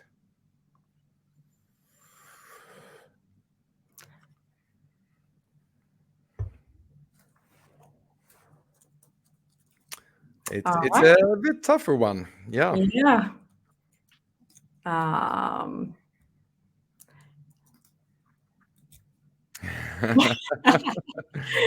So not quite correct yet. Hmm? I'll give it 10 more Yes, seconds. we have a C, which is correct answer. So the name of our podcast is Lead Generation Strategies for B2B Tech Companies. Woohoo! Yes, And thermos for Stephanie. yes, a thermos. So well done, everybody. Woohoo! Yes, and then you also have a link there in the chat if you want to check Yes. out our podcast. We publish episodes weekly with a lot of interesting and experienced guests within B2B tech marketing. So make sure to Yeah. check it out. And I don't think we have any episodes with today's speakers, but from previous events, many of the speakers are also staring at some episodes. So hopefully something for everyone in there. Exactly. Okay, well, I think that was what we had for the short break now. And let's move on in the agenda instead. Yes. Okay, thank you, Emma. And hope everybody will be happy for who was the winners now. And actually, we're moving around a little bit geographically again. Now we're to actually Sweden, and not so far from here, only 30 meters. We have our dear colleague Jacob Hammar, who is a digital strategist here at Bright Vision. And he works, among other things, to help tech companies set up campaigns with result-oriented marketing and ABM campaigns and partner marketing strategies, and also works with new client as well as account management and different things around client work. So we're happy to have you with us here, Jacob, today. Yes, nice to be here. Yes. And you want to talk about how partners and vendors can get more out of marketing budgets. Special topic that you worked a lot with. I have helped a lot of partners and vendors and distributors to get more, as much as possible out from marketing budgets. So that's what I will be speaking about today. Yeah. Well, take it away, Jacob, and then we leave for room for questions at the end there. So looking forward to hear what you have on your mind. Yeah, fantastic. So hi, everybody. Yes, today I will be talking about how to maximize or optimize your partner marketing budgets. Around 20 minutes, and you can always ask questions in the chat. We'll get to them in the end. And today I will address partner marketing budgets both from a partner and partner perspective, as well as vendors and distributors, so anyone in the channel, really. So before we get into the actual topic, I know Jacob mentioned this before, but just so you know where like these insights and the ideas that I will be presenting today comes from is our 20 years experience of partner marketing, our relationships with vendors, distributors, and partners all across Europe. And we deliver both strategy as well as more tactical activities like outbound campaigns and digital marketing. So, without further ado, I thought that I could just, before I start using the words vendors and distributors and partners and customers a lot, I just want to clearly picture the channel that I'm addressing, the hypothetical or theoretical channel setup. So vendor, the manufacturer of hardware, for example, distributor, selling and being the middleman between vendors and partners at the end with their end customers. So that is the rough idea here when I use the words today. I know it can look very different, and that goes for all aspects of what I will be talking about today, such as incentive programs or types of marketing funds and so on. But I hope that everyone can at least get something valuable out of this talk, regardless of your current situation or where you are in the channel. So why do we want to maximize and get as much value as possible out of partner marketing funds or budgets? First off, previous speakers have talked about focus more on the business partnership, and at the end of the day, like, a partnership is a business partnership rather than a marketing partnership.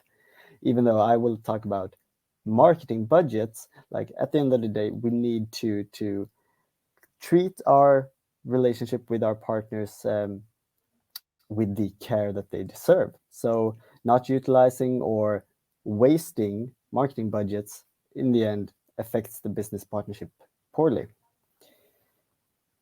And secondly, just the fact that a lot of resources and opportunities go to waste today, both in terms of dollars and cents that is not utilized by partners, for example, in various partner like kickback programs and types of funds that just aren't being used today. And the opportunities are that you can create better marketing and better results with just some few tweaks that I will take a look at shortly here. And lastly, like, I'm not pointing any fingers. I'm not blaming anyone here. It's in both, like, regardless of where you are in the channel, you want your business partnership to excel. You want to get as good results as possible from your marketing activities. So why not? But how to get more out of your marketing budgets then that you maybe receive or manage as a vendor or distributor with partners that receive co-marketing budgets? It comes down to three major points, or these are three major points that I help our clients a lot with, guiding the first area, understanding the funding. So understanding the type of funds that you receive or manage. It's also about smart planning, and we all plan our marketing budgets. We can do it better just because some partner programs, and maybe all of them, have agreements and administrative aspects that we need to consider, which makes planning maybe not harder, but at least more important in order to maximize the budgets. And secondly, taking opportunity to improve marketing from the end marketers, like the partners perspective, improve that marketing engine. And I thought that I would just go through this from top to bottom. So first off, understanding the available funding.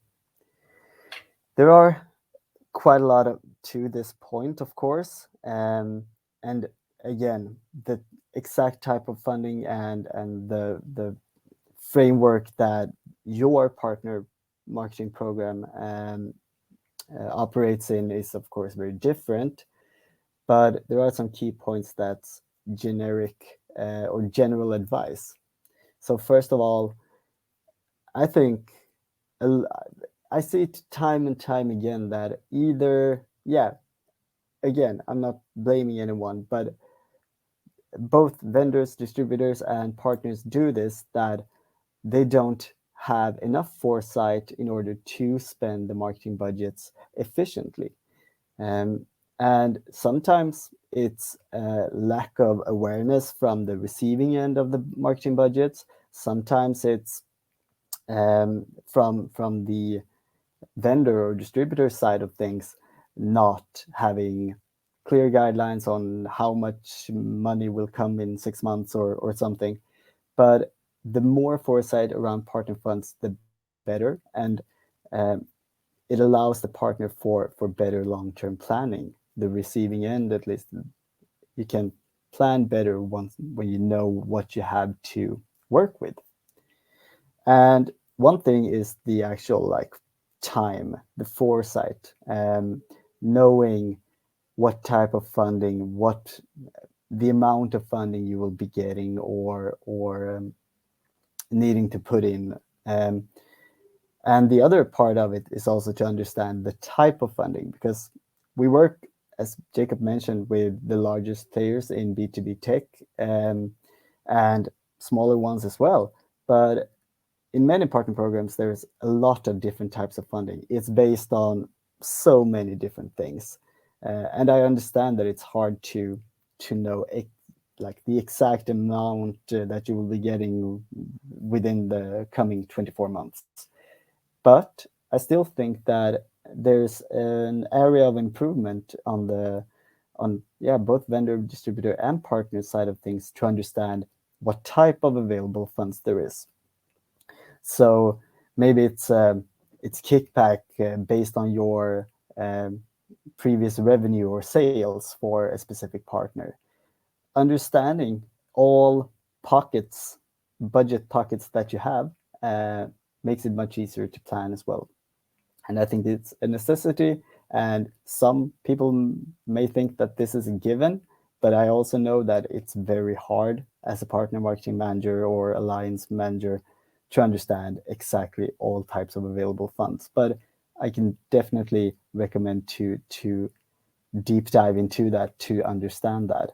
Too much resources again are wasted, just because of we don't know exactly what type of funds we can use or what we can use it for, or how the claiming process works and stuff like that, administrative tasks like that. And one type, not uncommon, is when you receive or manage funds that can be used for quite a lot of different things.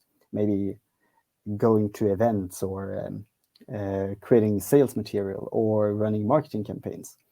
And again, it might not be easy to plan exactly in detail what you will be doing, but when you know or have a good understanding of what types of available funds you have during a fiscal year, for example, you can always plan on where to distribute or how to distribute this funding. Maybe it's sales that comes first within a specific solution area if you have available funds. Sometimes there's it's a marketing activity that's what you need right now. But I've seen this uh, in my years here working with partners and vendors that sometimes money is not being spent because you internally in your organization can't agree on where to spend it, and then time goes, and as we all know, sometimes received funds can be tied to quarters, half year, fiscal years, and they just goes to waste again. And this time, just because we didn't have a plan for how to distribute it.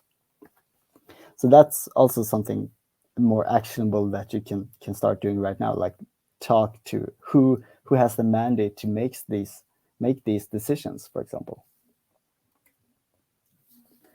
And secondly, be smart when planning. And before I go into this, I want to say that I'm not telling any partner or vendor do to be uncompliant, but I still think that there are ways to be clever about your marketing planning. So if you're on the receiving end of partner funds, maybe you are a partner, let's say a consultancy house, and you know that you will be getting budgets from a technology partner, maybe based on quarter or solution areas. But with some clever planning, you can combine budgets, or at least plan with by combining budgets, or plan on you will be getting more budget next half year, for example. And you can plan in a way that you can extend your activities. You can make your activities more, better, but more complex, more relevant to your target audience. Maybe can you extend an ongoing? Can you spend one quarter in creating and launch a webinar campaign, and then you can extend it by promoting it next quarter, promoting the on-demand version of the webinar, for example. That way, you can get more value out of your first creation of the webinar. That investment itself, you can get more bang for that buck if you extend the activity itself. And of course, if we're talking from a more vendor-specific perspective, or an organization in charge of partner programs, I would also recommend to be smart when planning, like differentiating your vendor organization's penetration in the market, or messaging in the market. You can spread your funds either between partners or within one partner, but spreading funds so you can cover various aspects of use different messages, target various phases of the buyer's journey, maybe geographies. It's the worst thing to do would be to run to sponsor the same type of campaign for all the partners, for example. That way you bid against yourself in a way that we want to avoid. And lastly, when it comes to planning, you can always leverage existing material. And I'm not saying that you should always take if you're on the receiving end, I'm not saying that you should just take what you have and push it out once again.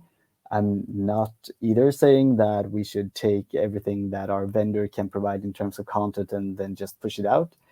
What I'm leaning into is that we can leverage it in a way that we can update, repurpose, localize, and rebrand assets, maybe, as long as it's compliant with a program, of course, but make the most out of what you have as well. Maybe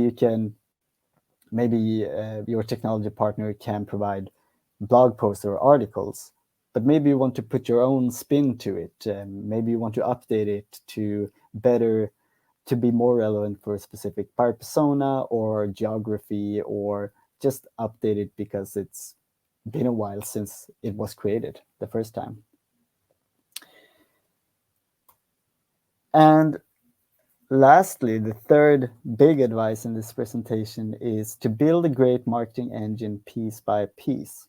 And this is, again, both from a vendor and partner, so to speak, perspective. But what I want to say here is that you can use your partner marketing funds to improve your marketing as a whole. So if you are a partner who receives, again, an example of a consultancy house that receives funds from a technology partner, can you use budget to improve your marketing engine or operations? For example, can you spend time on creating content that you can use for more purposes than just this specific one-time investment that your vendor helps sponsor? Or can you add marketing automation functionality? Can you create videos that you can repurpose and time again, for example?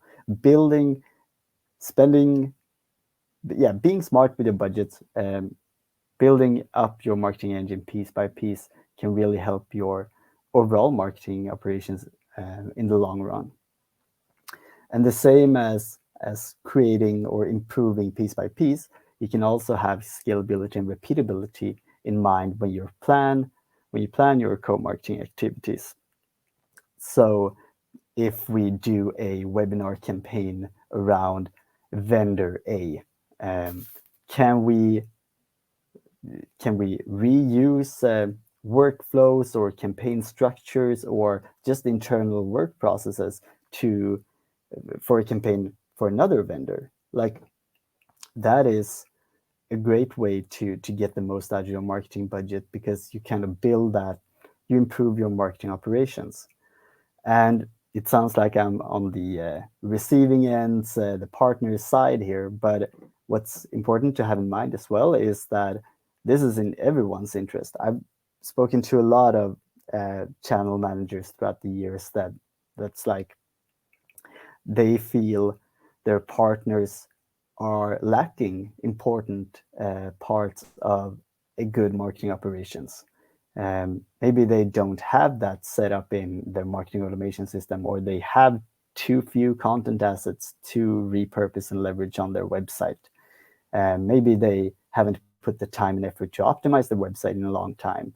So I'm sure that vendors and distributors would be happy to see you as a partner on the receiving end getting or using funds to build up a great marketing, because it will improve the receiving end, the partners, marketing as a whole, but it will also amplify and help the vendor at the end of the day or in the long run.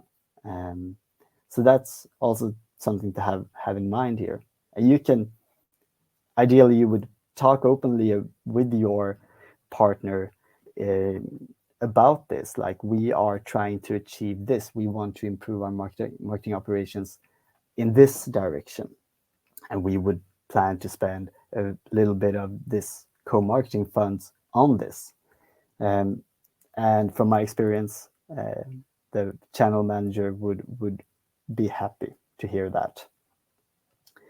And before I wrap up, I also want to mention, I don't have it on the slide, I don't have one slide about it, but I think a lot of these aspects, like, it's solved with one word, and it's communication. Communicating transparently and openly between vendor, distributors, and partners can fix all these problems, so to speak.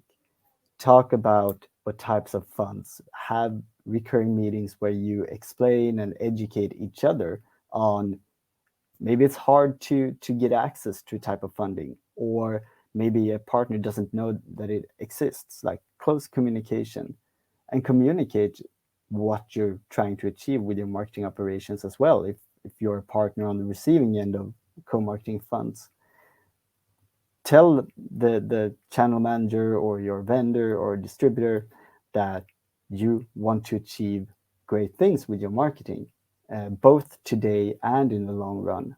And communication just helps this. And that was my short talk about this. I could go on, but I have a timeline. Thank you, Jacob. So good. And I know you're really good at these dialogues with our clients as well. So thank you for summarizing a few of the experiences you have had and learned over the years in those kind of situations. Thank you. So, Emma, any questions Yes, for Jacob? we have a couple of questions from the audience, Jacob. The first one being, do you have any tips for distributors that struggle to get their partner's budget for a specific project? The general tip here is, of course, it's hard, because I come from a marketing perspective where marketing is what you do, and I can clearly identify when there's a need for a specific market push or a specific messaging around a product. But there's also a big business aspect of things in a partnership. But I would recommend that when you do you have any tips for distributors that struggle to get their partner's budget for a specific product? Okay. Well, I would talk to the partner to understand why not? Is there anything you as a distributor can do? Is there anything, because sometimes the partner's sales team don't, or the partner's marketing team don't want to do marketing around a specific product because their sales department is the gatekeeper that says no to this type of activity. And sometimes it's a lack of knowledge on how to sell a product, for example. They don't have the technical training, for example, maybe. And really understanding why a partner is reluctant to sponsor or run activities around a specific product. I think that is the most important thing, because you can easily say that, oh, this partner doesn't care, but it might be a problem that you can fix by educating their sales team, for example, understanding where the problem comes from, I would say. Great. Another question is, what if both parties have different opinions on where the marketing budget should be spent? Do you have any tips on how to handle that kind of situation? Yeah, it's similar to what to the first question, the difference of opinions, and generally, if there's a difference of opinion between a vendor and a partner, for example, I would say that again, communicating around, there is usually a common goal. We want to achieve same thing. We both want to grow as companies, at least, and understanding the other partner, like, where does this opinion come from? Is it based on a lot of quantitative market research, for example? Then that might be a very good reasoning. Or does the partner has an opinion that's like, the partner usually has their ear closest to the ground, so maybe there's something to that, like listening to each other, testing things together, because if you both have two very different hypotheses, I think you should either experiment or like at least test one of them to see what opinion is the most right. But it's also like, opinions can be what type of marketing tactics to use, what solution area to promote, what type of messaging we should utilize in a campaign. It can be a lot of things, but understanding where their opinion comes from, I would say. It's all about finding common grounds and having a transparent communication then. Exactly. There's too many partnerships, too many bad partnerships out there that could be solved by communication. The key to success, communication. Okay, last question is from Rickard. Do you have any specific don'ts when it comes to partner marketing budgets? Do you have any on your mind there, or? It's the don'ts are usually very, very based on agreements between partners and vendors, but in generally, I would say a big don't is to not learn from successes and failures. Like, just as Linda mentioned in a previous session, it's about learn fast. If there's something, and like learning in the broadest sense of the word, learning both what marketing tactics to use, learning what your target audience are interested in, but also learning about all these administrative things we need to take into consideration when talking about or executing partner marketing. Getting good at the administrative tasks of partner marketing can be a great thing. So just learn in any aspect of your partner marketing activities, I would say. Great. Thank you so much for your answers, and thank you for a great presentation. Thank you. Yes, I think I have that I on track. agree. Thank you. Thank you, Jacob, and see you soon. Yes, see you soon. See you. We Bye. are going into our last session now, and it's so great to welcome Zach Edling, who is Vice President of Account Services at Tendo Communications. So it's great to have you with us, Zach. See if you're on the call. I can say while he's logging on here that he has a lot of experience from B2B agencies, and Tendo Communication is working with category leading enterprise B2B companies to advance partner marketing practices through content marketing and content strategy and so forth.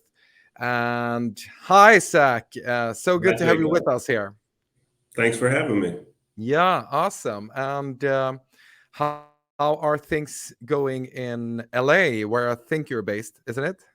That's correct. So I'm very caffeinated, and I'm happy to be here with everybody. Yeah. So thank you so much for getting up so early in the morning. Is it 7 o'clock or something like that? It is indeed, but I have a 6-month-old baby, so time is a flat circle for me these days. Well, great. Well, we're appreciated, really. So looking forward to your content. So take it away, and then we will catch you with some questions afterwards. So the show is yours. Thanks, Jacob, and thanks everyone for participating in Partner Marketing Day and taking time out of your schedule to join me. But before I jump in, I wanted to take a minute to thank Jacob and the team at Bright Vision for inviting me, first and foremost, and also for putting on such a great event that I know everyone on the phone here is passionate about the discipline of partner marketing. And those of us who have been involved with hosting virtual events over the years know these are no easy feats putting these together. So appreciate the partnership and collaboration with the Bright Vision team. And one last housekeeping note, I should apologize for my nasally voice. As I mentioned, I have a 6-month-old and she's feeling a little under the weather, and I've clearly caught whatever it is she has. So if you'll indulge me, I'm a little bit more nasally than typically. But as Jacob mentioned, for the next 20 minutes or so, I'll be sharing results and findings from a recent survey of top partner marketing organizations about what their challenges and priorities are for 2022. And again, thanks very much for joining me, and let's get started. So as a quick introduction, my name is Zach Edling, and as Jacob mentioned, I'm the Vice President of Account Services at Tendo Communications. At Tendo, we specialize in helping global B2B brands, primarily enterprise technology brands, plan, create, and optimize integrated content experiences to help them meet their toughest business goals. Our specialty lies in working with clients and customers who have long, complex purchase processes with multiple decision makers and influencers as part of a larger buying committee, and understanding what are the unique informational and content careabouts across the buyer's journey and crafting experiences that help solve those pain points. And for context, why I was invited and why we put this report together is at Tendo, we work with a lot of our clients' partner marketing teams and know firsthand what many of them struggle with. And we've also over the years observed some of the differentiators that separate some of the higher performing partner marketing organizations. So we conducted this survey and created this report to share our findings. But more importantly, we conducted this survey and crafted this report to hear directly from those teams what their challenges are and what they are focusing on and where they plan to invest their resources in 2022. A quick note on methodology and approach. The individuals who participated in this survey are all technology marketers from global B2B brands. This survey was intended more to gauge a sense of directional sense of trends, to take sort of the pulse of the room, if you will. Point being, it was not conducted with the intention of being a scientific or projectable piece of research, but again, rather to gauge trends from some of the top partner marketing organizations. The individuals break down across three main spheres of influence within partner marketing programs. There were those decision makers who oversaw the development and refinement of partner program structure, strategy, and incentives, those who support partner companies with digital marketing campaigns and content, and those who manage partner communication, recruitment, and relationships. So it sort of ran the gamut in terms of spheres of influence. And we were very excited to get a holistic perspective about what were some of the challenges and successes and priorities for the coming year. And one last note is this survey was conducted in the fall and winter of last year, which was an interesting time to conduct a survey like this. In the sort of the long end of the pandemic, you'll see some of the trends that have accelerated due to the pandemic have cemented themselves, and those that were long-standing benefits seem to be cemented within the partner marketing teams in terms of where they plan to prioritize. Okay, let's get to the good stuff. One of the first questions we asked respondents was, what are their greatest challenges they encounter when executing partner marketing programs or initiatives? So as the question suggests, this is from the vendor's perspective. And there were a number of challenges, but two clear runaway answers. The first was, and it should, I'm sure, come as no surprise to the folks on the phone, was a lack of resources for execution.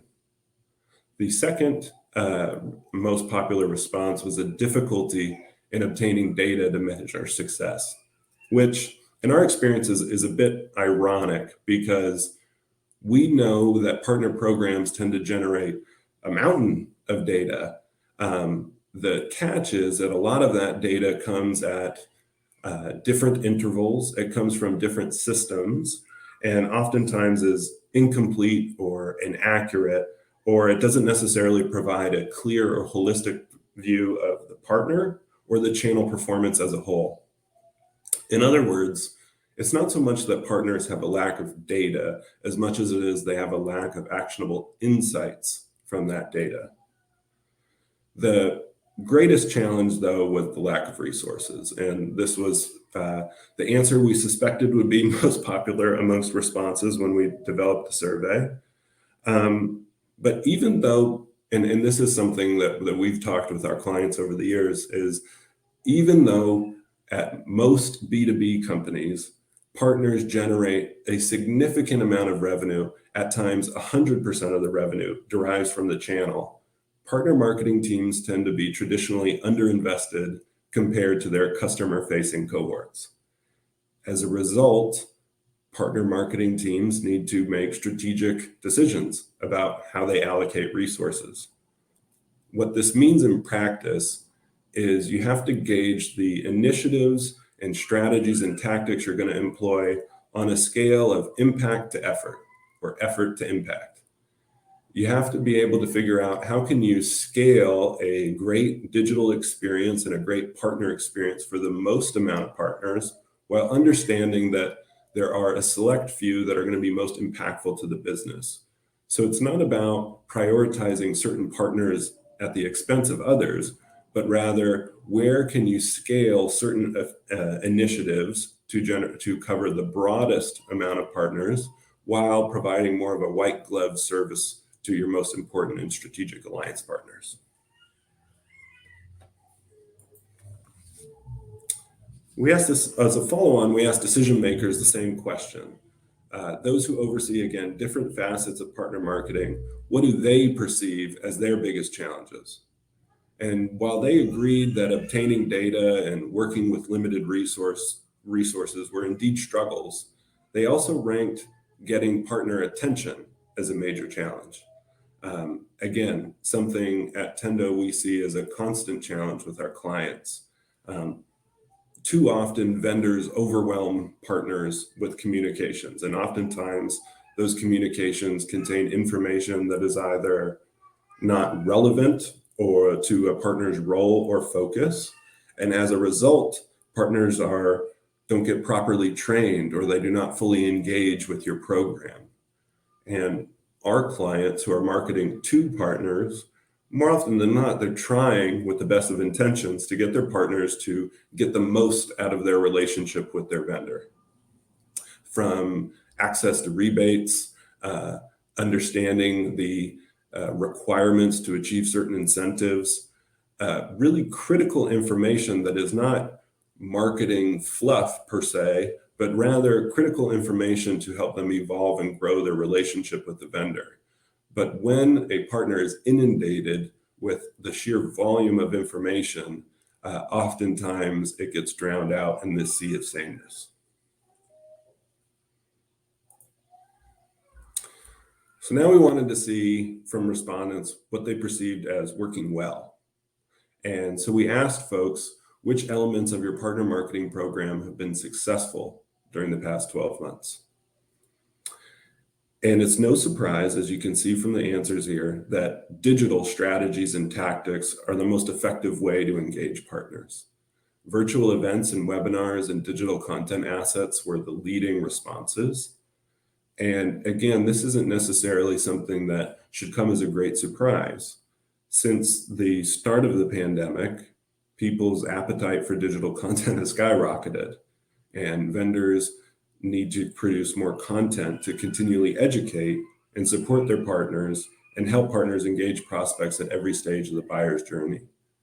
Again, when you think about your ability as a vendor to scale and create a holistic experience for partners, the role of digital is not only a tactic, but rather a critical ingredient in that equation.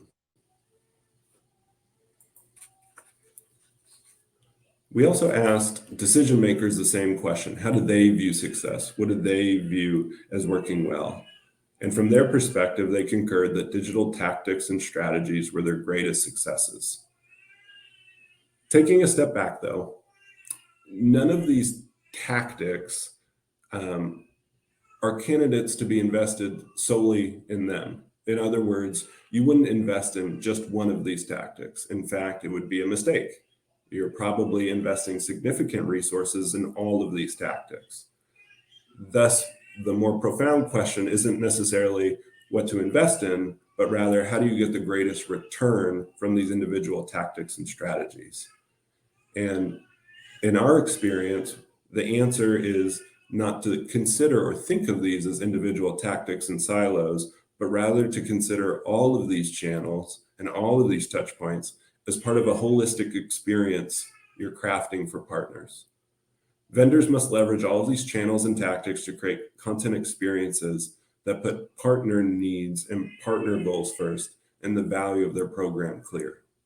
This sounds very straightforward, but given how inundated and how busy and how short your partner's attention spans are, the only way that you're going to be able to cut through and resonate with them is to create content experiences that are tailored to their needs and pain points.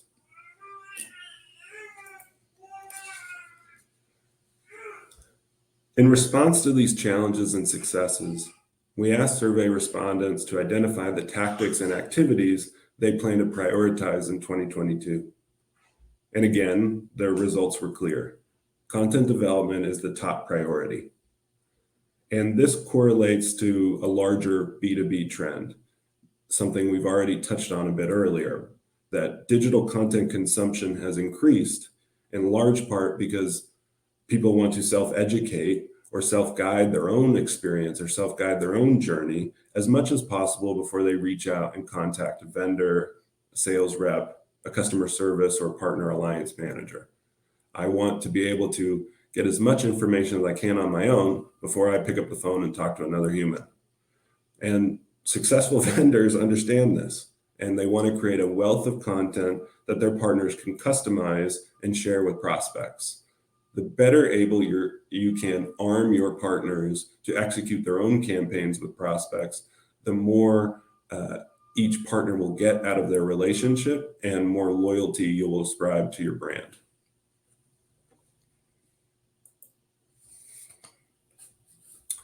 Decision makers also agreed that content development is a key ingredient that they're planning to prioritize and invest in 2022.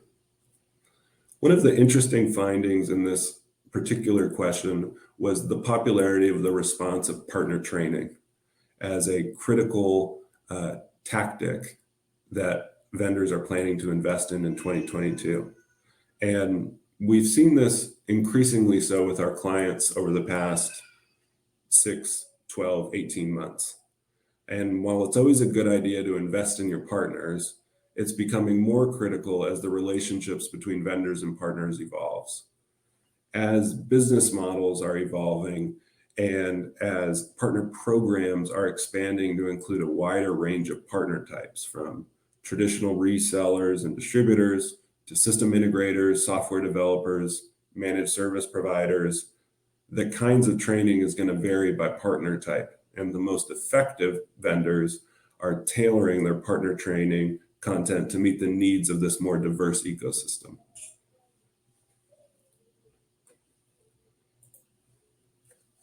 So after going through a canvassing some of the findings from challenges, pain points, and priorities, I want to leave you with a handful of recommendations.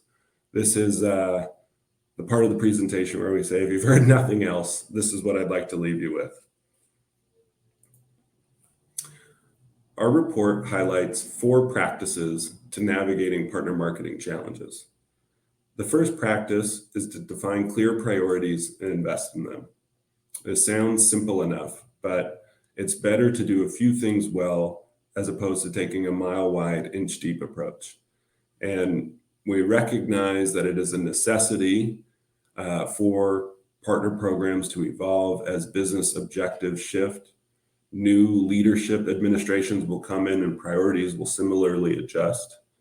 But to the degree that the partner experience can be a constant paramount focus and priority, the better able you'll be able to engender a more effective and holistic partner experience. In other words, the more fluidity and shifting in priorities, the more jolting and confusing an experience you will end up delivering for your partners. The second practice is to listen to your partners and understand their needs. Ask for their feedback and conduct your own surveys. Again, this sounds straightforward and simple, but in our experience, it's very easy for vendors to create programs that are organized around their business objectives, or more to the point, organized around their internal business silos.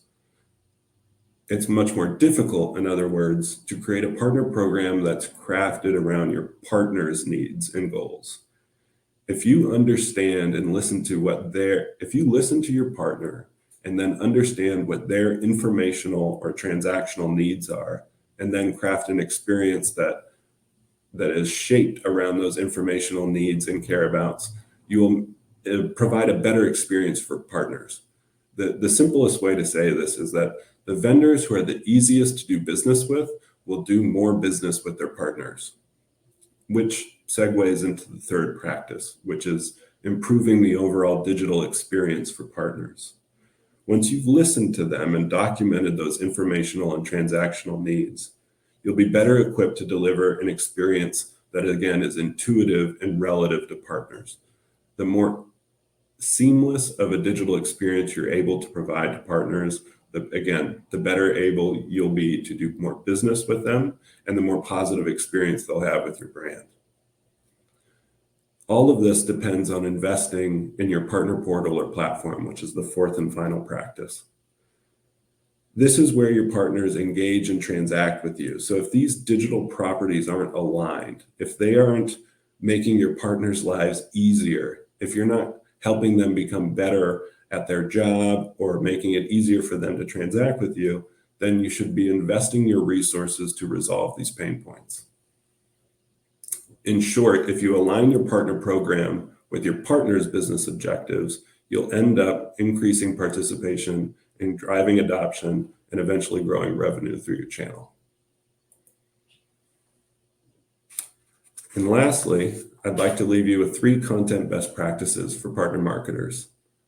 The first is to share content that coaches partners. Improving your partner's ability to market your product, solutions, services will bring long-term benefits to vendors.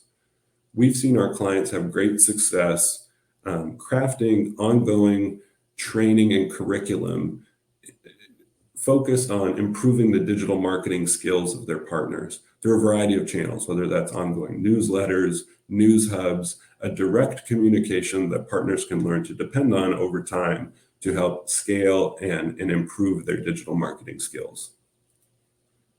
The second content best practice is to create an engaging content experience. Again, cannot stress this enough, the importance of taking a holistic approach to thinking about content and content strategy. Don't think about content as a tactic. Think about content as the key ingredient to delivering an impactful and successful partner experience. Content sits at the heart of your partner marketing strategy, and investments take thoughtful planning and strategic approach, given their essential importance to that overarching partner experience you're trying to deliver. And lastly, we recommend exploring thought leadership opportunities together.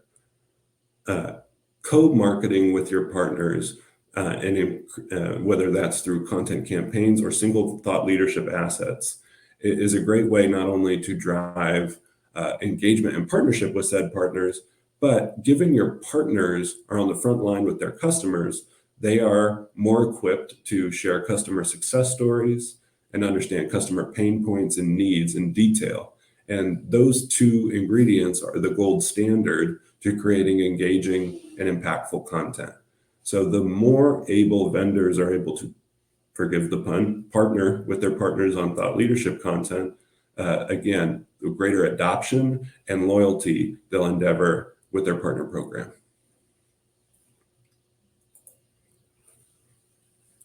Now, gone through quite a bit of statistical references and data, and more analysis can be dive deeper into a couple of resources that after today's presentation, I'm sure will be shared. And there are links in here, not only to some of the data points, but again, aspects of the challenges, priorities, and areas of investment that partners are planning to focus on in 2022. And the links you see here will take you to those sources of information. Thank you for your time and indulging me thus far and putting up with my nasally voice. And I think at this point, we want to open it up for questions. So absolutely. Yes, we would like to do that. Thank you so much. That was really interesting, and a lot of insights there from the report. So thanks, Zach. And we do have a few questions here. So Emma, take it away. Yes, we do have a few Q&A questions here for you, Zach. And one of them is, was it anything in this report that you were surprised to see and discover? Anything in particular? A couple of things. I think the overarching takeaway was the importance of digital content in successful partner marketing. The overarching importance of successful content and partner marketing programs. And that wasn't necessarily a surprise to us. Some of the things that we were surprised were some of the lower responses in terms of prioritizing partner portals and platforms. I think sometimes when partner programs are evolving to service the needs of a broader array of partner types and roles, it's much easier to create single shot content assets, or whether it's a lower level of investment and it's a shorter bang to buck by creating content. However, your website, your portals are the more frequent places where your partners engage with your brand. So we were a bit surprised to see that those were lower in terms of priorities for all of the respondents, but particularly the decision makers, much to our chagrin. Yeah. Okay. Another question is, as the events and webinars are successful according to the reports, after executing an event, how do you keep the momentum going? Well, first and foremost, partner with Bright Vision. I think that's the clear takeaway here. That's a good one. This gets to something, again, that is not necessarily unique to partner marketers, but rather a good content best practice and discipline for all marketers, which is a significant amount of effort, time, energy, and thought goes into creating these virtual events and webinars. And it would be a shame for the content that is housed and found in these webinars to end right here. In other words, amortizing the investment by taking the content from this webinar and producing other digital content assets. Break up this webinar and use it as fodder for multiple blog posts, multiple other asset points. So folks who either didn't attend the webinar or are more attuned to engage with you on different channels have an opportunity to consume this information. So take a larger asset and break it into smaller assets. And the flip side is also true. You can combine smaller assets, 3 blog posts, and turn that into a more longer form, more considered asset. And that can also be fodder for a virtual event and webinar. So it's all about managing the content in a smart way and taking advantage of what you got. And, and you know, the previous presentation about, you know, being strategic and clever with your funds, there's an administrative role to that. And there's also a strategic role when you're thinking about planning campaigns or content experiences. And the more, again, you can measure impact to effort, these are ways where you can create a wealth of content using a single asset as sort of fodder for multiple touch points, and you're servicing the needs. It's not so much watering down content as much as it is offering it in more accessible formats, depending on how folks want to engage with your brand. That's interesting. Do you see any, from an overall perspective, do you see any specific content marketing trends? Do you get more requests in one type of content? Is it long format, shorter? Or what do you see content marketing for B2B tech going the coming year? Great question.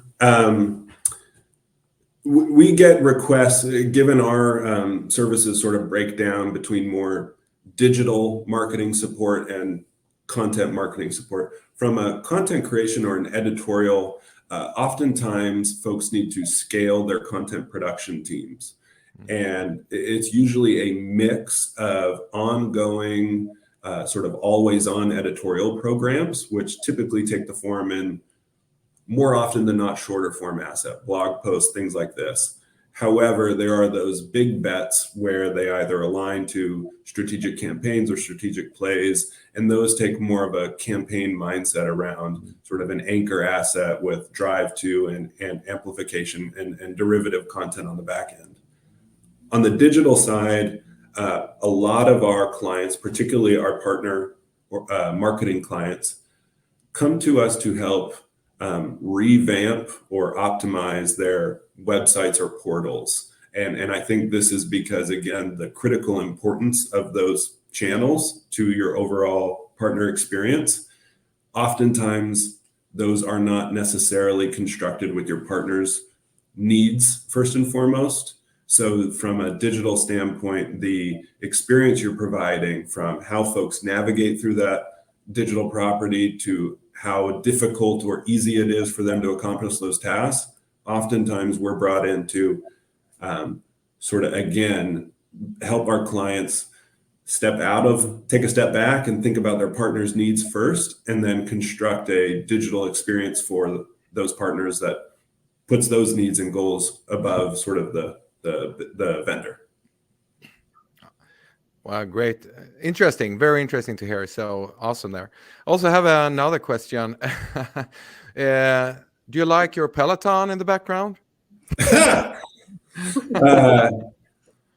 That's a loaded question. I don't think we'll have enough time to get into the long story. Let's just say my wife loves the Peloton. I have no issues with the Peloton so much as I wish it wasn't in the office. But, you know, you make compromises. As any good vendor-partner relationship, you work together and you make compromises. Wow, awesome. Well, we don't have them in Sweden yet, but we'll see when they come. Well, thank you so much, Zach. It was awesome to have you with us, and a lot of insights and great tips and tricks for content marketing strategies for partner marketing. And good luck with everything you do at Tendo Communications, and hopefully our paths will cross again. So Would love that. yeah, and hopefully you can go back to sleep now, or at least another coffee. Thanks again very much, and thanks again for inviting me and the participation thus far, pulling this together. It's a lot of fun. Absolutely. Thank you Okay. so much, Zach. Have a great day. Okay, thank you so much. Well, that was the last session. Thank you so much for sticking around. Before we leave, we just want to again a quick reminder of the partner marketing deep dive. So if you haven't signed up for it, we have 10 slots. I'm not sure how many have signed up for it, but please do if you're interested in getting feedback from Jacob Hammar and his team on how to be more creative, efficient, or just getting more ideas around your partner marketing campaigns or programs. So we'll give you our best shots there. And not only that, we have content as well, Emma. Yes, we do. That's also something we want to highlight. We have a lot of other content that you can access on our website, brightvision.com. And there you can get access to on-demand webinars and other digital events that we do. We have our podcast, we have blog posts that we post regularly. So yeah, a range of content that you can indulge in there. So there we'll have a little link which will lead you directly to the page where you can check out all the other great content that we have. Yeah, and a reminder, don't miss out on the best podcast for tech marketeers that we're hosting here at Bright Vision. Among the top 20, I would say, for B2B tech marketing. Okay, well, thank you so much, everybody. It was a blast to host this afternoon. I've learned a lot. I hope you will have as well. And now this was one of our last events before the summer. We'll be back after the summer with several virtual events, and I hope you tune in later on when they're getting when we're getting around for putting them on. So thank you so much for today. Have a great day, everybody, and thanks for your time. Bye-bye. Bye.